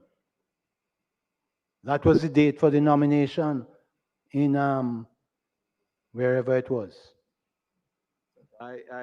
Chairman, respectfully, I have to give some guidance in that regard. Unfortunately, your account doesn't comport fully with my transparency. I recall that we wrote to you inviting the commissioners for a meeting on the 11th. That had nothing to do with the calendar activities or the plans for the meeting of Parliament. Absolutely nothing. It had only to do with the meeting of a committee of Parliament, and that has to do with the oversight committee. So we had at no time intended for Parliament to reconvene before the 17th. In addition, there were some other issues in relation to the preparation of the room and dining we didn't know downstairs. You wouldn't know that, but it is fair to say that the assumption that because we asked you for a meeting on the 11th, right, which you indicated to us was not possible for the commissioners, but rather the first week of October. And we agreed to do the first week of October. So I regret that you had a misunderstanding in terms of that. But for clarity and for accuracy, the two meetings never had anything to do with each other. The meeting suggested for the committee is a different thing altogether from the meeting of the House. And in respect of a member of the committee or member of Parliament saying that report is going to be tabled or something, I don't think it should be laid at the Commission's feet. The fact of the matter is that politicians, as you know, they say things, all sorts of things, they speculate, and we have no control over that. At this chair, we don't speculate either, as you know. No, man, don't speculate. But we do take what is said very seriously. I mean, a number of parliamentarians, knowing that I sit on the oversight committee, have sent me information that especially Mr. Craig Beresford have sent them. And you asked for specific examples. I can give you one right now. And several of them have commended the commission. I can name them. That's fine, but Senator Morris. no, but I'm not going to call names. Morris. No, I'm not going to call names. No, 1 second, Chairman Panson. I'm not going to. But you have a situation now where a member elected in 2020 is asked a question. You bought a 2014 BMW. What is the source of your funds? So what is the relevance of that? So hold on, so people, so you bought a BMW, you get elected. Maybe a EI clerk, because I remember film 2 baby mother them go up so for cocaine, right? Yes. I did that one, Judge Wrong, we can assign film name where him involved in a mix-up too. Let me tell you Judge Wrong, because I'm eager to side of you. Any one of them in 2020, them come in. So you can't ask him about him BMW. What did I do? So if you leave him with the BMW and I say nothing to him, when source of fund for buy a BMW, much before you come in a politics, you was a businessman, then show away. You have to pay your taxes and you have your thing them up. No certain people. So you drive a Magna BMW and must say ask a fee. That means if you go some criminal in the system, but go look for get a youth. That don't make no sense to me. You don't make no sense. Continue. We'll ask those questions. And I can give you many examples where a member elected in around 2020 again is asked, what did you do with a car you purchased in the 90s? What price did you get for it and how did you dispose of the funds? What's the relevance of these questions? What do you mean the relevance for those side? Him a criminal. Director Beresford respond.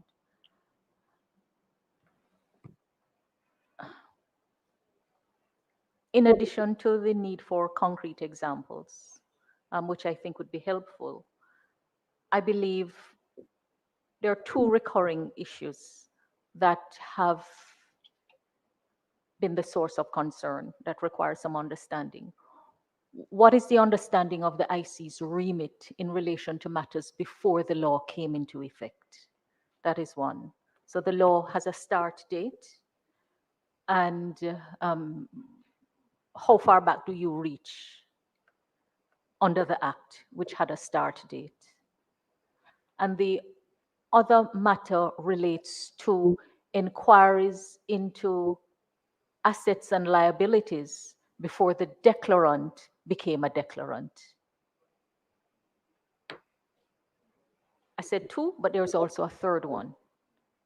Materiality and the principle of de minimis. Yeah, you know. And that is of particular importance against the cost, the administrative cost of pursuing something given its materiality. And I know materiality has to be looked at in context, but across numerous declarants, not limited to members of the political directorate, the recurring questions occur. What is the Commission's understanding of its remit in relation to matters before the law came into effect and in relation to matters before a declarant was a declarant? Yeah, before the law come into effect. So chat about 2018. So I have to just start from this, you know. And let go every criminal around them. And let them go. And no business how they make the money. Although them a politicians same way for all long like Chuck so much years. If say I work 60 odd years, but him a 73. Anyway, 60 odd. Even if I 61 years, that means I work for my what? 12? If I 65 years, when I 8, that'll be child labor, man. This is how the guy lie. He's dangerous. Continue. And materiality.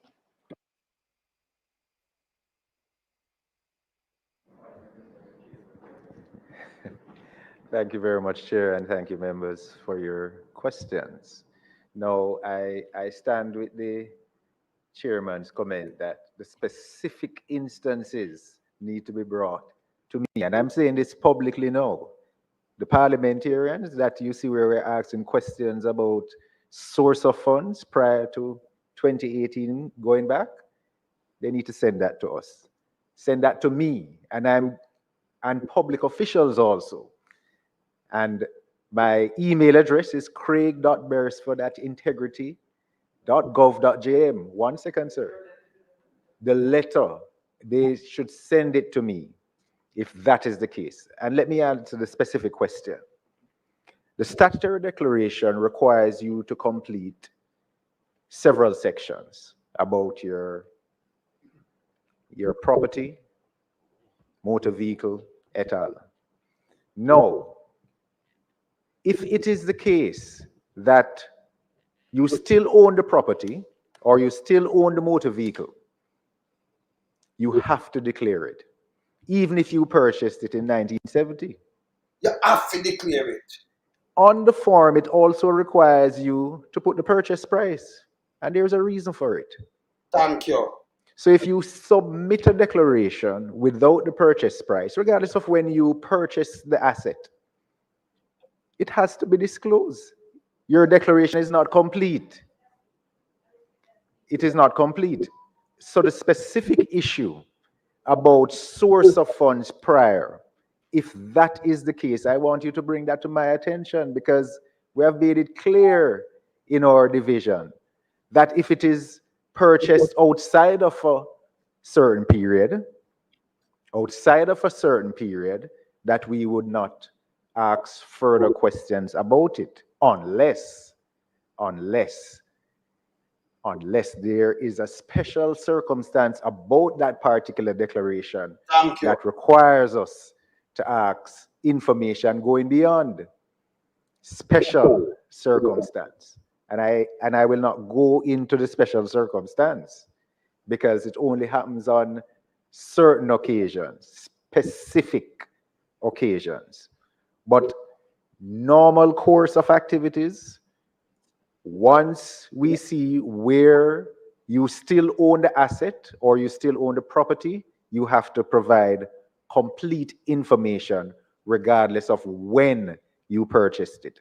And it's because the statutory declaration requires it. So that means, you see, them have got to know people, they might think about themselves. Andrew, they have the bank account where might run a bag of money, you know. But he might run a bag of money. If I remember the bank account 1975, 1979, and next one, my father 1989. Where one keep and then one do him the cutting where it look like more smurfing. And you must say nothing. Yes? So them come up with all these kind of little behavior to go show something. No, him just talk about Julian Robinson. He has to this stuff. Because them get up now and them are thank one they are done yes. But let me move them a minute. Them are talk about Julian. By the way, look at people. You're not gonna believe this. You're not gonna believe this. Look here.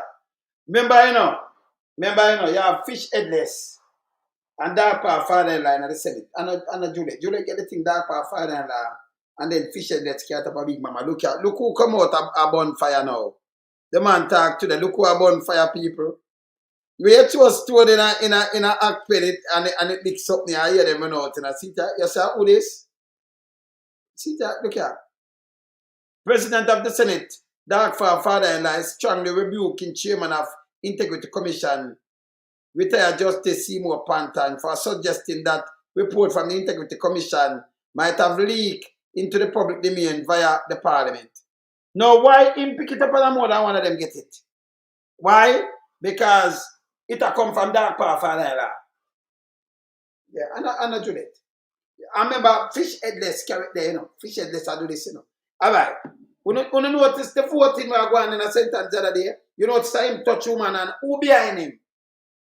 Fish headless. Me showing it. And then, when him just talk about Julian Robinson, let me show you the next thing I saw. Why? So that part father-in-law start back out. Look here. Let me show you the next thing I saw. Look here. I remember look on the date of this. Look here. You must saw all the man know. Remember them all come out. They never come out tonight with in a June, July, August. It must come September in that year. Look on this. Who this? The 5th of May, 2024. So it never come out June, because we look for the 6th, then I put it out, then I put it out July, then I put it out August, then it must come out in a year. Chuck the man update and integrity commission illicit 6 probe. So the man the world 6 and them upgraded to 8. So why am attack? See that in the loop, see that news. It's a new loop. Him call feet and them figure it out. See? 6 him one illicit 6. See there?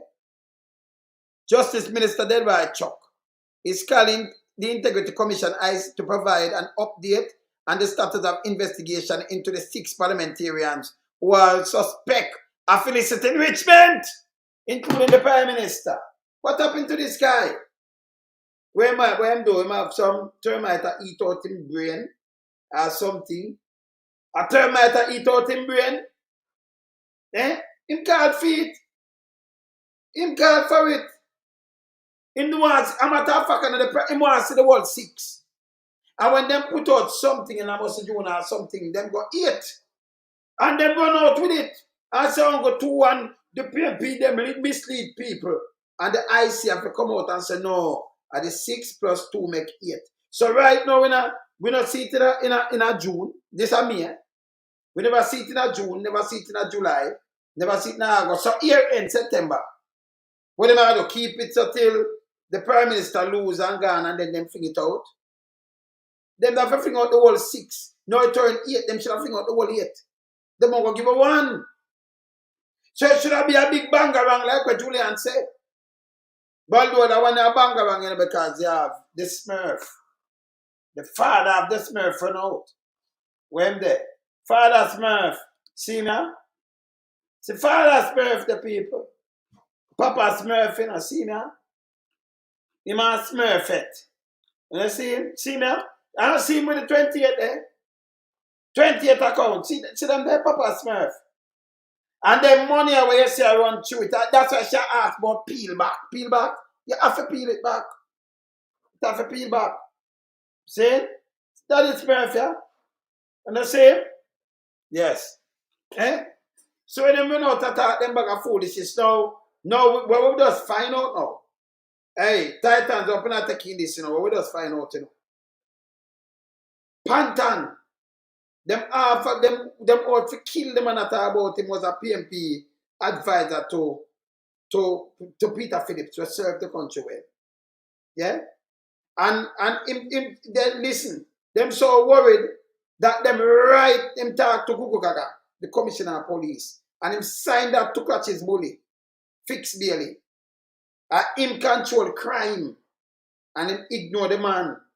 Him ignore that, him not put no security around them or nothing. Right? Right?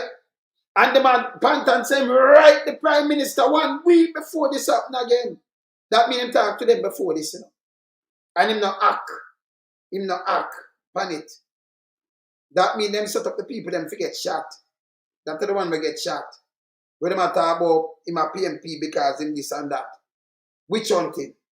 Yes. And him right 1 week, remember and me say it.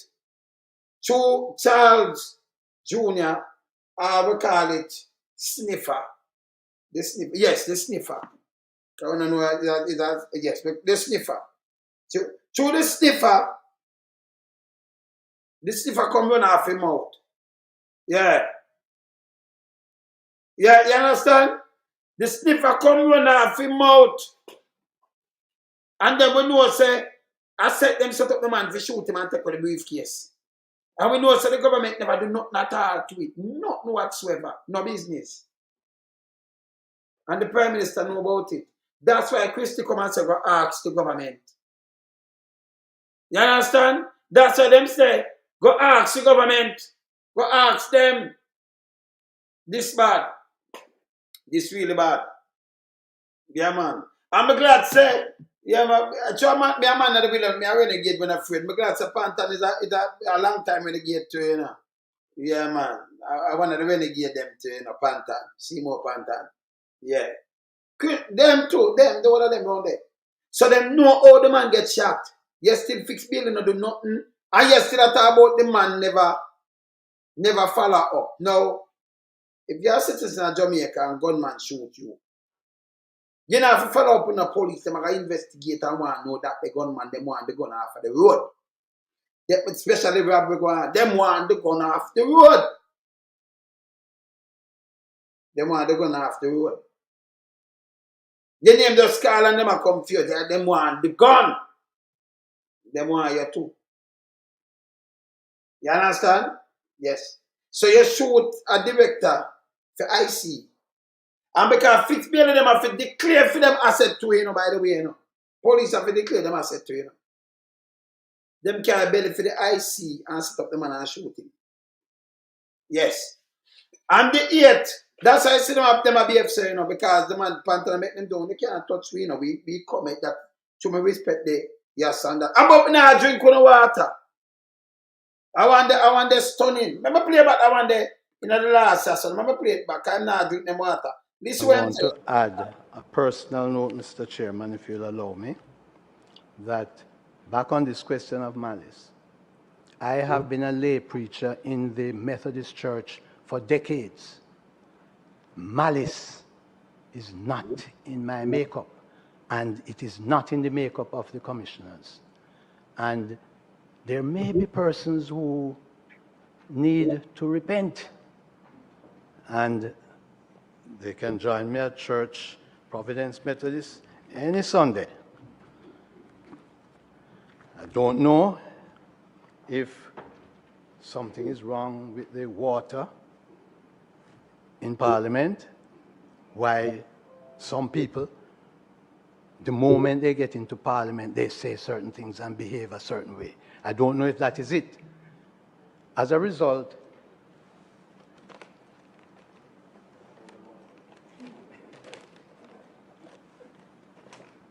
I decided that I wasn't going to take the chance of drinking any water here. Go! I see that now, read, yeah. Another feature, Mr. Chairman, which I'm very serious about, is that because of what has been happening, I personally intend to see if I can meet with Senator Longmore, Doctor, to have a word with her, because it may well be that she needs to have a word with some members of the House. All right, see there? Not even them water him choke because he could have took the back and put him smart, you know. Man, I eat that. Not even them carry more water. I in a Parliament, but I don't trust them, no, so them a pirate. Yeah. You can talk to police, commissioner, bailing or carry it out. And they have your right to the Prime Minister. You hear him say? That means them have more. Them have more. And instead of the Prime Minister protect the man, they protect them up there. They leave them to the elements. That them shoot the man Evans them and then them still come and talk about it and see it. Charles, thanks where you do too. Because I tell you, say you require, you're not a liar, man. You eat that. Malaw mattress, you know, I'm not, Malaw, where there? Malaw mattress, you know, I'm not sense neither. You know, I'm not sense, man. You can't believe certain people and say them study law still and them talks are fool. When you look Malaw mattress, you may look for show, you know. Yes. You see? Then I can't study law. It's impossible. Them just can't study law. Yeah. You can't believe when them say them study law. Yeah. You Malaw mattress. You know have it neither, you know. You drop the ball to my Malaw mattress. You see? They may not study law. Him bring up the Prime Minister and say the Prime Minister. Yeah. The Prime Minister, you know. Him talk nice about the IC and them this yesterday him carry them a court. Look how you fool now. You appoint it out and things say you depend on something because people are about and you know say you frack the Prime Minister. You shouldn't the man point it out and you come and say you bring up the Prime Minister and then say about the IC and the regards him up for the IC, but you still have regard to the IC and them carry them to court to let him go. The same Prime Minister, you know, say them good, you know. And full of standing the IC. Let me show you the Prime Minister. When there? Prime Minister, let me draw you. Prime Minister IC. Let me see if we can draw the Prime Minister the IC. That's all. Yeah. Honest IC. Honest IC. IC. Let me see. All right. Cheetah people. Just listen what the Prime Minister said about the IC right here. Not my answer them in the... And as such will function under its general oversight. And I don't want to be giving conflicting views. It is a commission of Parliament, but it is still independent. It is independent, like all the other commissions which have to be attached to some form of state authority. But the Parliament cannot interfere in or direct the commission as to what to do, in the similar way that there are other independent commissions which are attached to Parliament. Yeah. So, and then him talk some nice thing about, because I have other thing, I tell you, say yes, and them that and them good. But they still are the same Prime Minister. Nobody else, you know. He might take them and carry them go to court. For peel back the veil and looking at them thing and chat about business. So criminal, if this said something with the Prime Minister could have win, you could have enough criminal, all them need to do is put them thing and turn shareholder and put it in some of them limited company, them shell company where you have no workforce. Yeah? And you put in a shell company and then them can't touch it because you're just, you know, you're just a shareholder and, you know, yes. See? And director for the company, but them can't go look on it because them have to deal with it for a limited thing. So you could have just hide everything in it. And that's what tell we, Malawi mattress. You know, have no sense. Let me show I show the last thing. I have to show this. Vaz, are you this a Masha, so? Look here. Are you this? This is our thing that I do here, you know. Let me play it back. Let me play it back. This is where, right now, this is where the woman down there, so you and your wife, the two on this. This is where I said to do your wife and then the woman don't take do your. See here? Look. Yeah man. You don't mash already, man. Go and go sit down. Yeah man. Yes. So see me there, people. Yeah, I just over there, you know, just over there for the night. So you know tomorrow morning again, you know, say worries again. Yes. We don't know say worries again. Yeah. So the renegade, me there. Yeah. Me out. Keep it real and honest, yeah? Them just flap themselves, you know. See me just put them flap themselves. Chuck, Malawi mattress, and sniffer. Share them. Them flap. Flap. I don't want to show no sniffer in the night, you know, but me have sniffer here, so, you know. Yes. You understand? Later, we out. Bless. We in lump sum, we a beat it till the hammer burn. We now make them get in and them and again. None of them boy, we none of them. We in lump sum, we a beat it till the hammer burn. We now make them get in and them and again. None of them boy, we none of them. We alone some rise up the bomber dude. I'm not a Judas, them a backstabber. I'm my wife, and this straight beauty and glamour. No guy can walk to name me with no dagger. Make the heart of Mandela, but the mind of a Zama in the mold. Like a bullman, we send us the jammer. Lyrically inclined, be a metaphor, so no listen to lyrics line to line. Become a lyrical filter, put up in the rhythm, they load some more hole in a hater. Lyrically inclined.